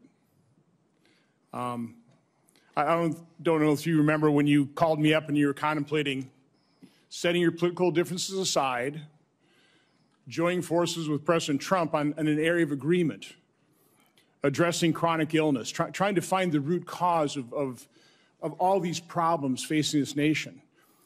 My first response was, Bobby, this is an answer to my prayers. We need to get to the answers of this, but even more, we need to heal and unify this divided nation. I'm not necessarily the most optimistic guy because we've got enormous challenges facing this nation, but I thought, wow, here's somebody from the left, somebody I don't agree with on many issues politically, coming together with President Trump and focusing on an area of agreement, something that the American people desperately want. Finding out the answers. What has caused autism? What is causing chronic illness? Ms. Kennedy, I think I've come to know what's in your heart. I think I know the personal and political price you've paid for this decision. I want to say publicly, I thank you for that. I truly appreciate what you're doing here. Can't we come together as a nation and do this? Can we do? Aren't you getting tired of this? I'm getting tired of this. So again, Mr. Kennedy, I need to enter in the record. These are just 11 letters of support signed by 63,000 people, thousands of doctors. From the American Association of American Physicians and Surgeons, Independent Medical Alliance, the North Carolina Physicians and Freedom Group, Governor Jeff Landry from Louisiana. These are Americans, nonpartisan. A lot of these people, I know because I've advocated with you. A lot of them are Democrats. They put their political differences aside. So, Mr. Chairman, I'd like to enter this in the record. Without objection. I also do want to, Mr. Kennedy, as long as I have you here, I've written over 70 oversight letters to the federal health agencies under the Biden administration. I've virtually gotten squat out of them, okay? What I get is we get, for example, 50 pages of Anthony Fauci's emails redacted.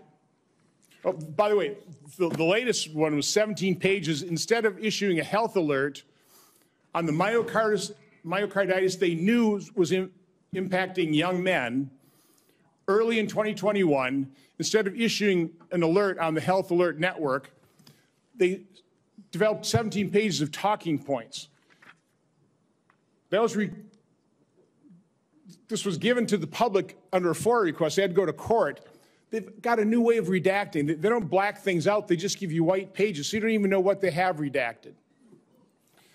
So again, I've issued a subpoena now to cover the information I've requested in 70 oversight letters. My question to you is, as Secretary of HHS, will you honor these requests from Congress, and will you make HHS transparent?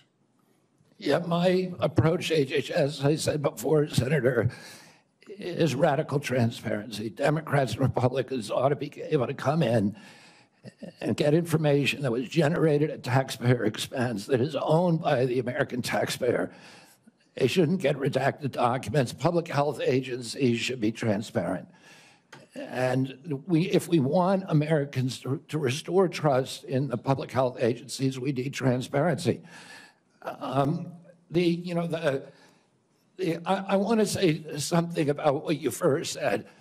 When I launched my campaign, it was about uniting Americans, Democrats and Republicans. There's no issue that should unite us more than this chronic health epidemic. There's no such thing as Republican children or Democratic children. These are our kids. 66% of them are damaged. I know what a healthy kid looks like because I had so many of them in my family. I didn't know anybody with a food allergy growing up, peanut allergy. Why do 5 of my kids have allergies? Why are we seeing these explosions in diabetes, rheumatoid arthritis, neurological diseases, depression, all of these things that are related to toxics in the environment? Why can't we just agree with each other to put differences about so many issues, intractable issues aside, and say, we're going to end this? I don't think anybody is going to be able to do this like I have because of my peculiar experience, because I've litigated against these agencies. When you litigate against them, you get a PhD in corporate capture and how to unravel it. I've written 6 books about these agencies. I know a lot about them and I know how to fix it. And there's nobody who will fix it the way that I do because I'm not scared of vested interests. I don't care. I'm not here because I want a position or a job. I have a very good life and a happy family. This is something I don't need. I want to do this because we're going to fix it. And the other thing is we are attracting now a caliber of people to HHS like never before in history. And they're entrepreneurs, they're disruptors, they're innovators of immense talent that are walking away, many of them from growing concerns. They're not coming there for position. They're coming there because they want to save our country. And they're from across the political spectrum. And all these Democrats are opposed to me for partisan issues. They used to be my friends. Agreed with me on all the environmental issues that I've been working on for my whole career. Now they're against me because anything that President Trump does, any decision he makes, has to be lampooned, derided, discredited, marginalized, vilified. We need to move on. Senator Warren. Thank you, Mr. Chairman. So, Mr. Kennedy, I want to start with something that I think you and I agree on, and that is that Big Pharma has too much power in Washington. You've said that President Trump asked you to, quote, clean up corruption and conflicts. Sounds great. You've said that you will, quote, slam shut the revolving door between government agencies and the companies they regulate. That also sounds great. So here's an easy question. Will you commit that when you leave this job, you will not accept compensation from a drug company, a medical device company, a hospital system, or a health insurer for at least 4 years, including as a lobbyist or a board member? Can you just repeat the last part of the question? Can I commit You're to not what? going to take money from drug companies in any way, shape, or form. Who? Me? Yes, you. Oh. Yeah, I'm happy to commit to that. Okay, good. That's what I figured. I said it's an easy question to start with. And I think you're right on this question. I don't think any of them want to give me money, by the way.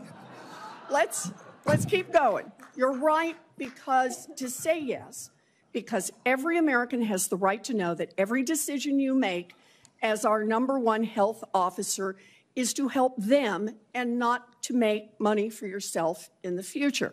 So I want to talk more about money. I'm looking at your paperwork right now. In the past 2 years, you've raked in $2.5 million from a law firm called Wisner Baum.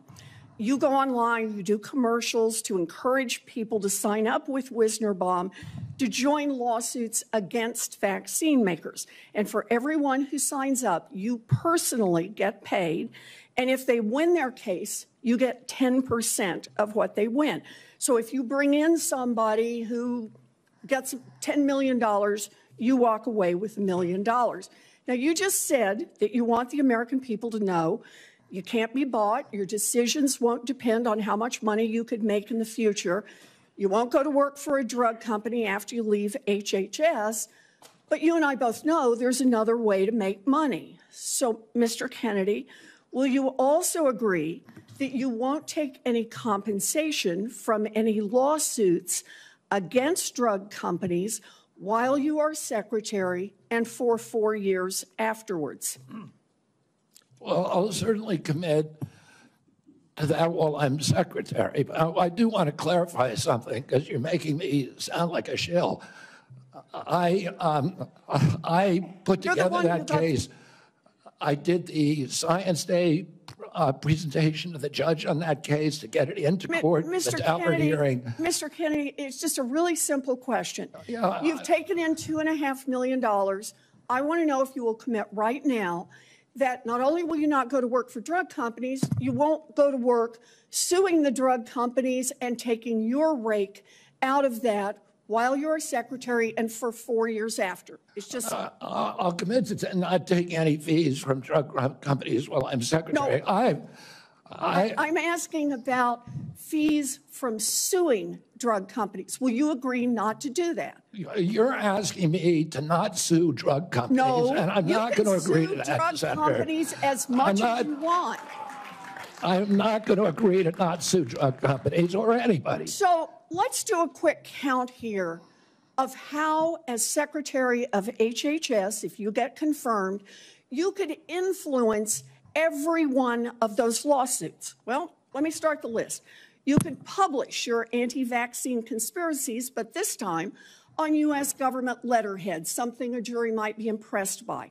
You could appoint people to the CDC vaccine panel who share your anti-vax views and let them do your dirty work.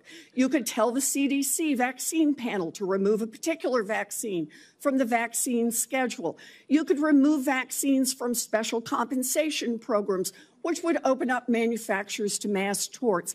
You could make more injuries eligible for compensation even if there is no causal evidence. You could change vaccine court processes to make it easier to bring junk lawsuits. You could turn over FDA data to your friends at the law firm, and they could use it however it benefited them. You could change vaccine labeling. You could change vaccine information rules. You could change which claims are compensated in the vaccine injury compensation program. There's a lot of ways that you can influence those future lawsuits and pending lawsuits while you are Secretary of HHS, and I'm asking you to commit right now that you will not take a financial stake in every one of those lawsuits so that what you do as Secretary will also benefit you financially down the line. I'll comply with all the ethical guidelines. That's not the question. You and I, you have said You're asking me, Senator, you're asking me not to sue vaccine pharmaceutical companies. Yeah, you are. That's exactly what you're doing. Look, no one should be fooled here. As Secretary of HHS, Robert Kennedy will have the power to undercut vaccines and vaccine manufacturing across our country. And for all of his talk about follow the science and his promise that he won't interfere with those of us who want to vaccinate his kids, the bottom line is the same. Kennedy can kill off access to vaccines and make millions of dollars while he does it. Kids might die, but Robert Kennedy can keep cashing in. Senator, I support vaccines. I support the childhood schedule. I will do that. The only thing I want is good science, and that's it. How about then say you won't make money off what you do as Secretary of HHS? Before we go to Senator Tillis, I think it would be important for me to make it very clear that Mr. Kennedy has gone through the same Office of Government Ethics process as every single other nominee in the Finance Committee this year and in previous administrations. In addition to listing his assets, including the items that you've identified, he has signed an ethics letter that has been reviewed by the Office of Government Ethics concerning any possible conflict in light of its functions and the nominee's proposed duties. And we have a letter from the Office of Government Ethics that he hasn't complied completely with all applicable laws and regulations governing conflicts of interest. Mr. Chairman, point of information here. Have we had a single nominee come through who's made $2.5 million off suing one of the entities that it would be regulating and plans to keep getting a take of every lawsuit in the future? Have we had that before? I haven't reviewed the past documentation of every other nominee's financial interests, and so no. But I know that every single time we get a nominee, their financial interests are attacked. That's why we have the Office of Government Ethics. That's why they've reviewed everything that's in his record, and that's why he has even, I think, and I don't know that I want to ask him to get into it, but he has listed his assets and has gone through a discussion of the responsibilities under our ethics laws and is complied with all of those requirements. Senator Tillis. Thank you, Mr. Chairman. Mr. Kennedy, how's your morning going? So far, so good. Good. You came prepared. I'm glad that you did. You, I believe, addressed to my satisfaction a question about Title X and the President's priority with respect to Planned Parenthood. Can you just affirm that you are 100% behind the President's policy on Title X and the implementation? I'm 100% behind it, Senator. Thank you. You know, it's amazing to me that people, well, first off, you need to understand I was in a judiciary hearing this morning. It's very clear to me that some of these nominations are going to be shirts and skins. So no matter what you answer into the affirmative, they're going to ask you one more question so that you won't be able to answer in the affirmative. That's just the way the game gets played when we have nominees like yourself. So I think you're handling yourself well. I got a real quick question for you. Are you a conspiracy theorist? That is a pejorative, Senator, that's applied to me, mainly to keep me from asking difficult questions of powerful interests. I was told that I was a conspiracy theorist. That label was applied to me because I said that the vaccines, the COVID vaccine, didn't prevent transmission and it wouldn't prevent infection, when the government was telling people, Americans, that it would. I was saying that because I was looking at the monkey studies in May of 2020. I was called a conspiracy. Now everybody admits it. I was called a conspiracy theorist because I said red dye caused cancer. And now FDA has acknowledged that and banned it. I was called a conspiracy theorist because I said fluoride lowered IQ.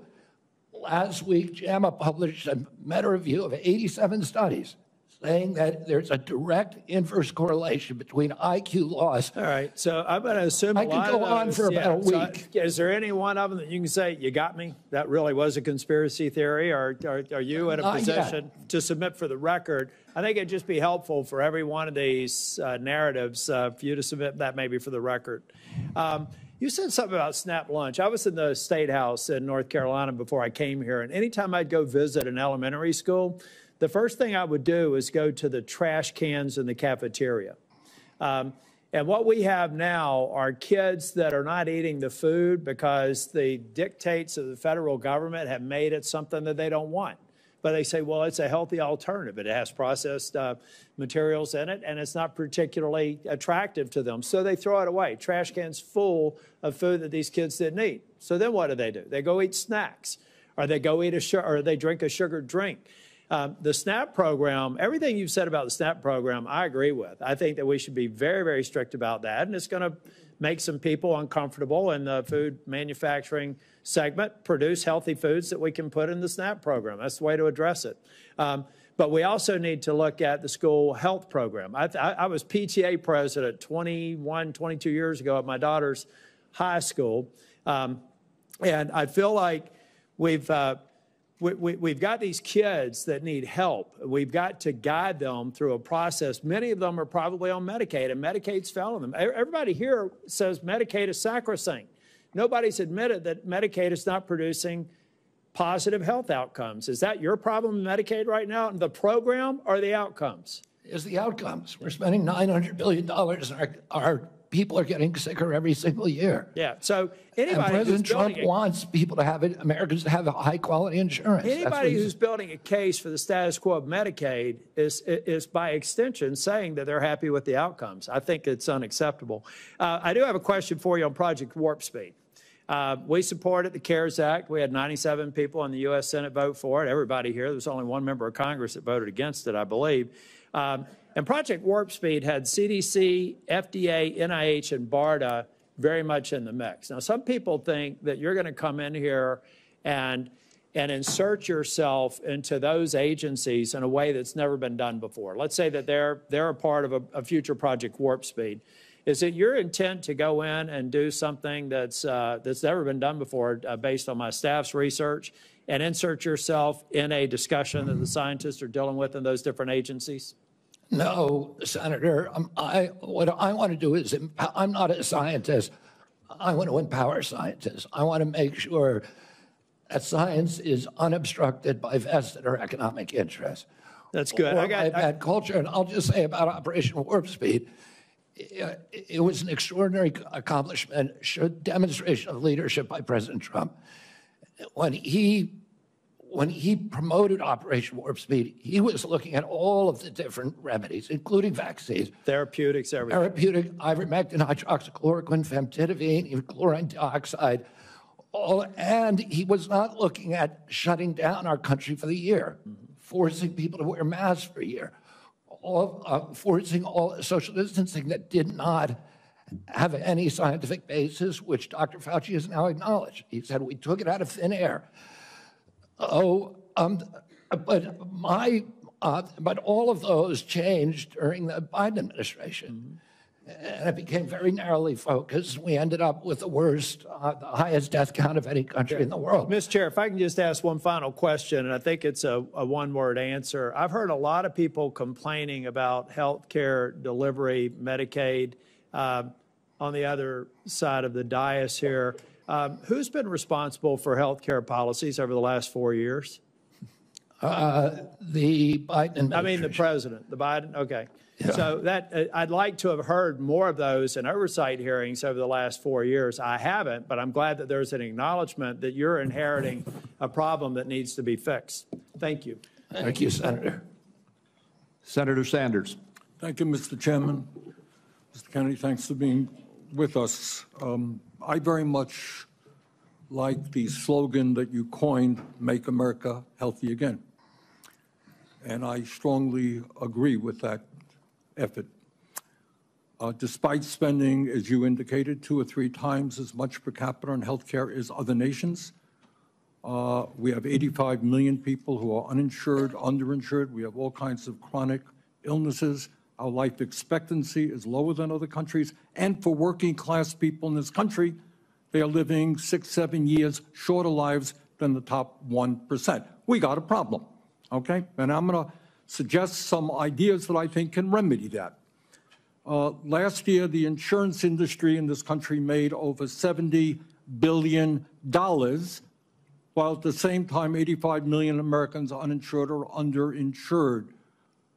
Do you agree with me that the United States should join every other major country on earth and guarantee health care to all people as a human right? Yes? No? Senator, I can't give you a yes or no answer to that question. Health care a human right? Is health care a human right? In the way that free speech is a human right, yeah. I would say it's different, because if with free speech doesn't cost anybody anything, but in healthcare, if you smoke cigarettes for 20 years and you get cancer, you are now taking from the pool. Well, and so are you guaranteed the same right, or is there also a duty? I'm sorry. I'd love to talk for an hour with you. We got a few minutes left here. All right. Every other country on earth says health care, whether you're poor or rich, young or old, is a human right. I'm not hearing you say that. All right. You've talked about the drug companies, and maybe we agree on this one. As you all know, despite the drug companies making over $100 billion in profits, paying CEOs outrageous compensation packages, We, in some cases, pay 10 times more for the same drug. Will you support legislation that I will introduce which says that in America we should not be paying a nickel more for prescription drugs than people around the rest of the world? Yes, no? To equalize it? Not to equalize it, that we should not be paying more than other countries for the same damn drug. President Trump has asked me, in fact, I had a meeting with President Trump a week ago where we showed him the charts. He knows the charts. We're paying 10 times more from Europe. That's right. And are you going to commit to us that you will end that absurdity? I think in principle we can. We should end that disparity. Good. Okay. That's great. All right. I happen to believe that climate change is real, it's an existential threat, and it is a health care issue. Donald Trump thinks that it is a hoax originating in China. Question is, in your judgment, is climate change a hoax or is it real, causing devastating problems? President Trump and I, from the beginning, from our first meeting, agreed to disagree on that issue. I believe climate change is existential. My job is to make Americans healthy again. All right, you believe that you disagree with Trump. You don't think climate change is a hoax, is what I'm hearing. My job here is to make I'm just asking you that, Americans Mr. Kennedy, not a trick question. I answered your question, Senator Sanders. Okay, you disagree with the president on that. I answered your question. Okay. I'm going to pick up on a point that Senator Hassan made. Look, there is no question that abortion is a divisive issue in this country. I would say a majority of the people are pro-choice. There's a strong minority who are pro-life. A year and a half ago, you went to New Hampshire, running for president, gave a speech, and you talked about government should not tell a woman what she can do with her own body. That's her choice. Now, I think everybody on that side is pro-life. I think everybody here is pro-choice.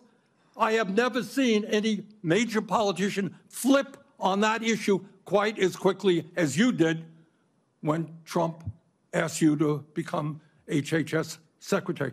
Tell me why you think people should have confidence in your consistency and in your word when you really made a major U-turn on an issue of that importance in such a short time.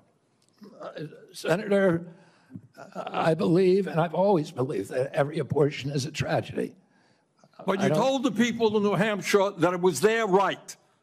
All right, let me do a last question here because I'm running out of time. I think the gist of what you're trying to say today is you're really pro-vaccine, you want to ask questions. You have started a group called the Children's Health Defense. You're the originator.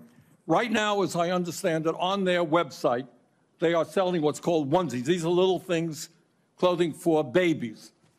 One of them is titled Unvaxxed, Unafraid. Next one, and they're sold for $26 a piece, by the way. Next one is No Vax, No Problem. Now, you're coming before this committee and you say you're pro-vaccine. Just want to ask some questions. And yet your organization is making money selling a child's product to parents for $26, which casts fundamental doubt on the usefulness of vaccines. Can you tell us now that you will, now that you are pro-vaccine, that you're going to have your organization take these products off the market? Senator, I have no power over that organization. I'm not part of it. I resigned from the board. Yeah, that was just a few months ago. You founded that. You certainly have power. You can make that call. Are you supportive of this?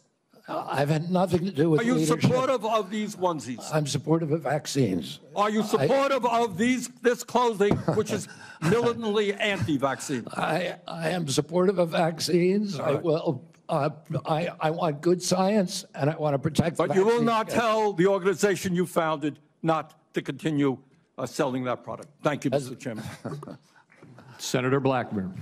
Thank you so much, Mr. Chairman, and thank you so much for being with us today.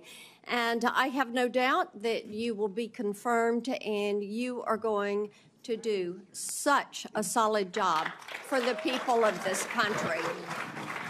And I do have several issues I wanted to talk with you about, and didn't have time to cover them all when we met prior to the meeting, but rural health care is very important to me and the people of Tennessee. 78 of our 95 counties are rural counties. Now, over the last few years, we've seen hospital closures. So we have focused on access in rural areas. And my rural health agenda, which is bipartisan, focuses on innovation, telehealth, access points.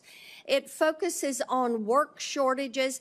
And also, Senator Warner and I have together focused on making certain that we address the area wage index and do that fairly for our citizens that are in rural communities. So I would like a commitment from you that when confirmed, you and your CMS administrator will work with us to make certain that the area wage index is balanced, it is fair to rural areas. Senator, both Dr. Oz and myself recognize that rural health care is in crisis in this country, and that is catastrophic for our entire country. And I talked a little bit about my commitment to rural health earlier in this hearing.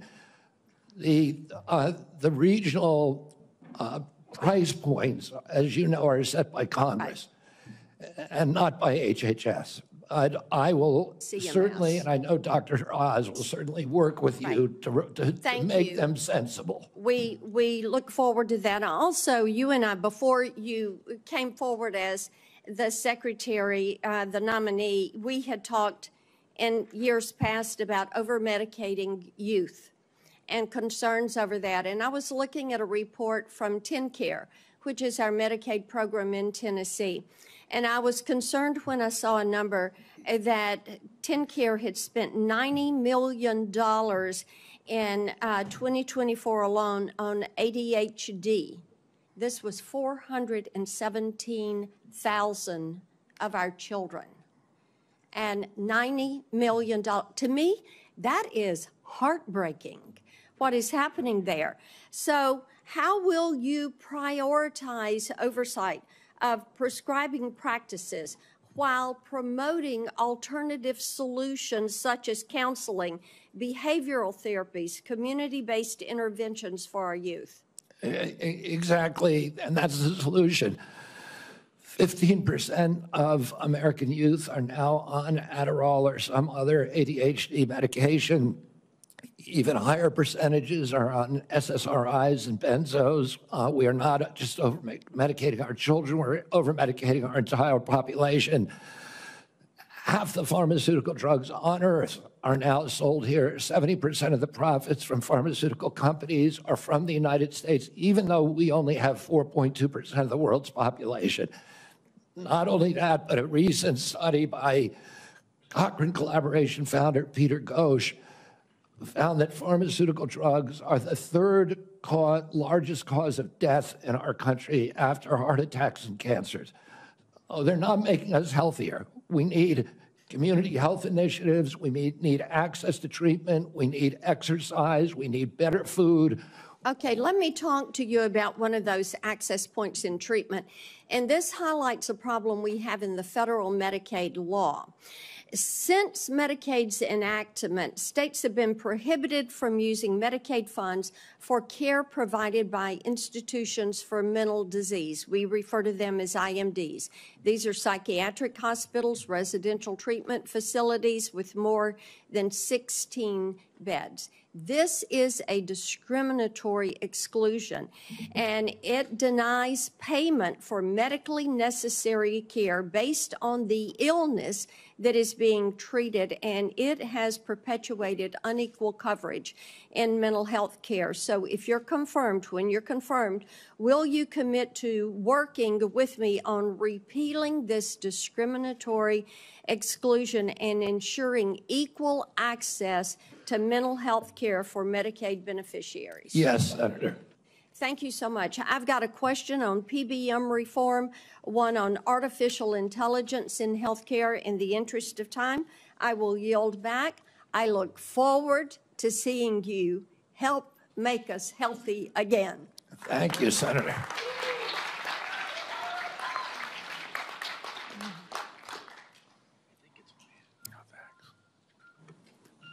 Senator Lujan. What? No. You're next. I'm next. Excuse me, I made a mistake. It's Senator Cantwell. Thank you so much. Thank you, Mr. Chairman, and congratulations on your nomination, Mr. Kennedy. And I've been absent only because I've been in another hearing with the nominee to be the Commerce Secretary. So I will review everything that you've said today and look at that diligently. But one of the things that I wanted to discuss with you is I represent a very big innovation state. And innovation in healthcare specifically. Innovation like NIH funding to the Fred Hutch Cancer Center that helped develop the HPV vaccine, which has the potential to eliminate over 95% of cervical cancer. NIH also funds a lot of jobs and grants, nearly 11,000 people in the state of Washington and over $1.2 billion worth of grants. So while I agree with you on healthy foods, I definitely am troubled by the medical research side of innovation and some of the things that you have said. In fact, this issue about laying off 600 employees at NIH or giving the fact that, to quote, give infectious disease a break for 8 years. So we've had a chance to talk about this a little bit, but the most striking example of this is when COVID hit. And we were the first in the nation. We had the first case, and it really was the fast response by the University of Washington that really helped save lives. So I just want to know that, are you aware of how harmful these issues could be for public health? That public health in and of itself could be affected by these kind of anti-science views? Senator, I have always been a science person, a pro-science person. I believe in evidence-based medicine and gold standard science. When I said, and I've explained this before you came in, that 600 people out of a population, out of a workforce of 91,000 is pretty typical. Last year alone, President Biden replaced 3,000 people at HHS and 700 at NIH. I want to say this. I said give infectious disease a break because that's been the principal preoccupation. Infectious disease, chronic disease is 92%, accounts for 92% of deaths in this country, and almost nothing is studied at NIH about the etiology of our chronic disease epidemic. But right now, the money is going to infectious disease. But I get your point. It's an interesting point. The problem is we had to respond, and it's actually the Gates Foundation and a flu cohort that figured out what was wrong, and that we had an outbreak of COVID that was going beyond the very first case. And so we had to build a very fast response. So I take this too. The University of Washington has conducted groundbreaking stem cell research on fetal tissue. To me, I know there's probably a lot of people that may not agree with this, but we're making regenerative heart tissue now at the University of Washington. So yes or no, do you commit to protecting stem cell research for scientific agencies if confirmed? I will protect stem cell research. Stem cell research today can be done on umbilical cords, and you don't need fetal tissue. You'll protect the laws that are on the books today and the research that's done. My job is, Senator, to enforce the laws. Okay, so I want to move to PBMs because PBMs are driving up drug prices. And one of the biggest things that we need to do here, I think, in a new administration is get a handle on everything that is driving up prices and lower them. The report found that PBMs generated $1.4 billion from spread pricing. That is where they are able to basically set the price, not reimburse pharmacies, and then pocket the rest. We've had bipartisan legislation in several different committees now to get at this. What do you think the solution is? I think one of the really notable achievements of this panel was the PBM legislation that they put together in a bipartisan way. I haven't met a single senator, well, actually one only, but of the 60-odd senators that I talked to, all of them talked about PBMs and how important it was. And President Trump during his first administration, pushed through a law or pushed a law to give transparency to PBMs. It got overruled during the Biden administration. Luckily, this panel is resuscitating that.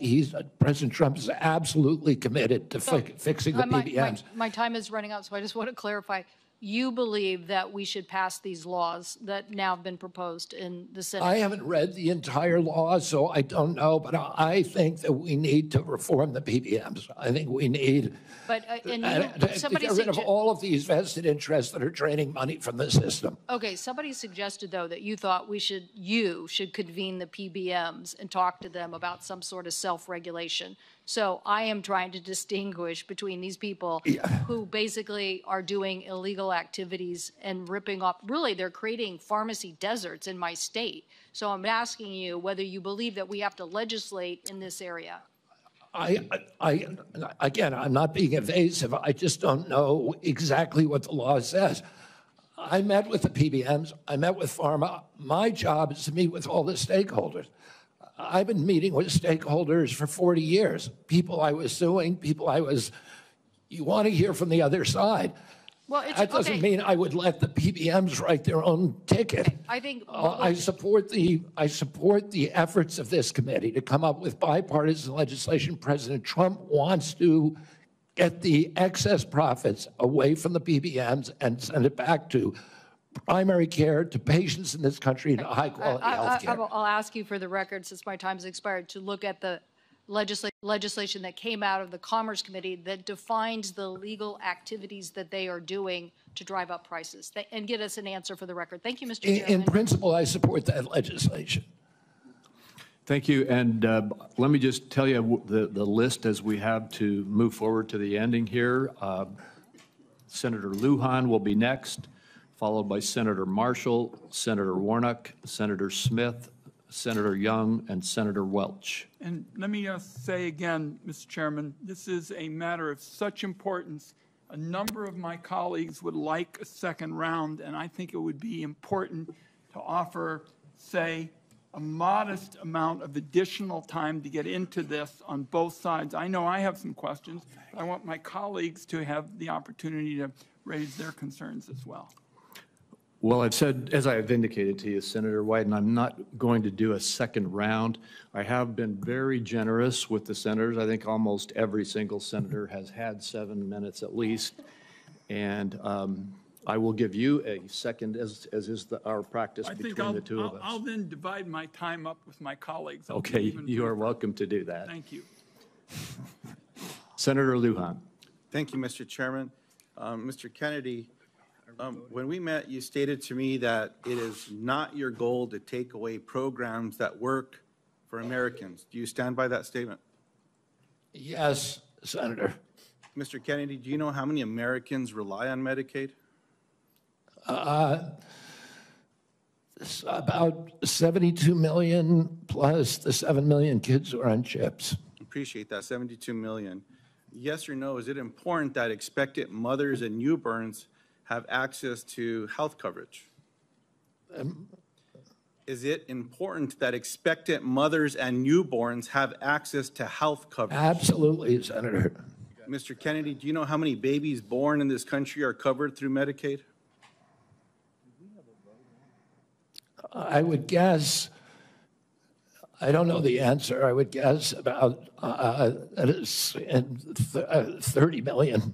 I have it, Mr. Kennedy. About 41% or 1.4 million babies births are financed by Medicaid, according to the National Center for Health Statistics. Yes or no, do you believe that Medicaid is a critical program?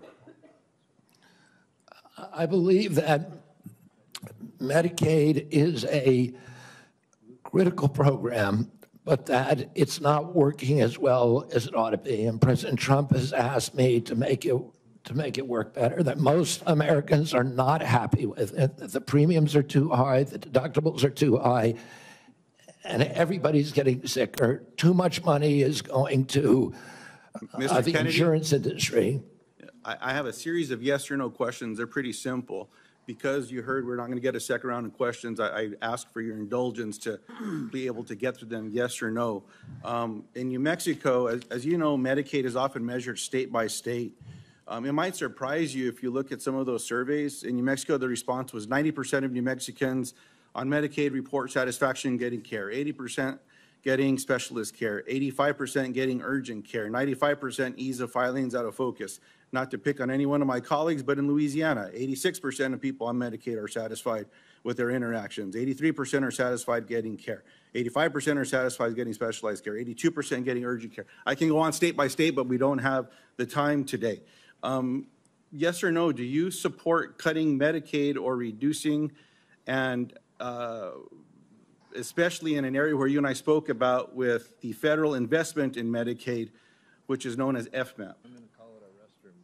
President Trump has not told me to, that he wants to cut Medicaid. He's told me to make it better. Do you support cutting, yes or no? Let me ask you this way, since it's only about President Trump. I support making it better, Senator. If President Trump asked you to cut Medicaid, will you do it?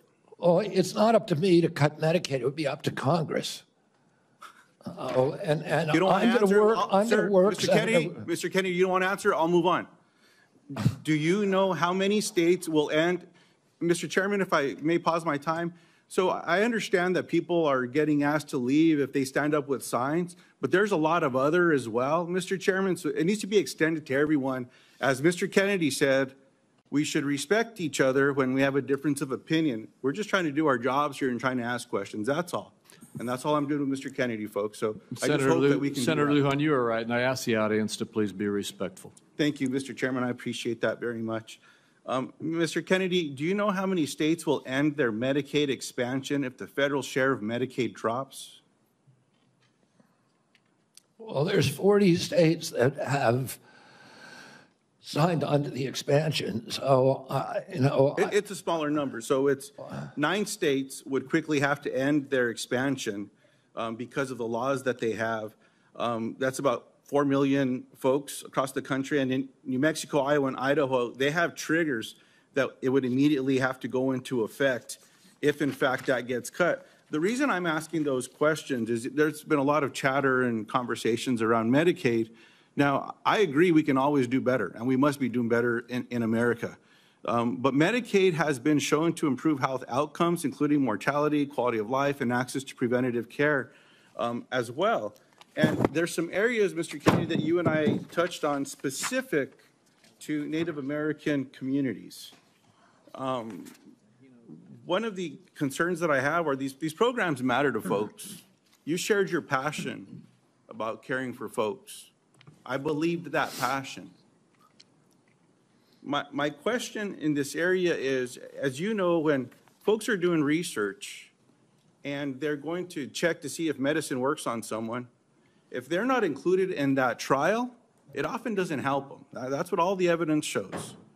So what are you going to do when programs are eliminated to require the inclusion of Native Americans in clinical trials when it comes to life-saving medicine? I'm going to do everything I can to make sure that there's Native Americans in clinical trials. As I said to you when I visited your office, I spent 20% of my career working on Native issues. My family's been deeply involved with them. My father and uncle were big critics of the Indian Health Service, a failure to deliver good health results or health care on the reservations. I'm going to bring a Native in for the first time in history into my central office, that all the major decisions in my office will be that he will have it. We've already interviewed a candidate, a very, very good candidate, will have direct impact on all the major offices. One of my priorities is to improve. I appreciate that. I have a follow-up in that space specifically. Will you commit to finalizing the congressionally mandated FDA guidance to increase clinical trial diversity? Just repeat that again. I'm sorry. Will you commit to finalizing the congressionally mandated FDA guidance to increasing clinical trial diversity? Yes. I appreciate that. Will you commit to reinstating all of the pages that were eliminated and people that were fired from this administration that have this responsibility? I cannot commit to that because I don't know who they are. Well, there's I'll some commit folks to out there doing the working work. with you to make sure those positions are adequately staffed. I will follow up in writing in those specific areas because I think there's some commonality here, but answers matter. And so I'd like to get those as timely as possible. The last thing, Mr. Chairman, that I'll say is one of the conversations I had last before this hearing was with a family that I've been working with to work with my Republican colleagues when it comes to autism and federal programs and making a difference in these families' lives and this little girl's life. What I'm asking now, Mr. Chairman, is unanimous consent to enter into the record an article from Autism Speaks titled, quote, "Do Vaccines Cause Autism?" End quote. And I'll note that the first sentence states, quote, "Vaccines do not cause autism," end quote. Thank you. I yield back. Without objection. And before we move on, we've had a request from several quarters for a quick restroom break. We will take a 5-minute recess. I'm sorry to those remaining 5 or 6 senators who must wait a few minutes, but we will have a quick break. We will be back as soon as we can.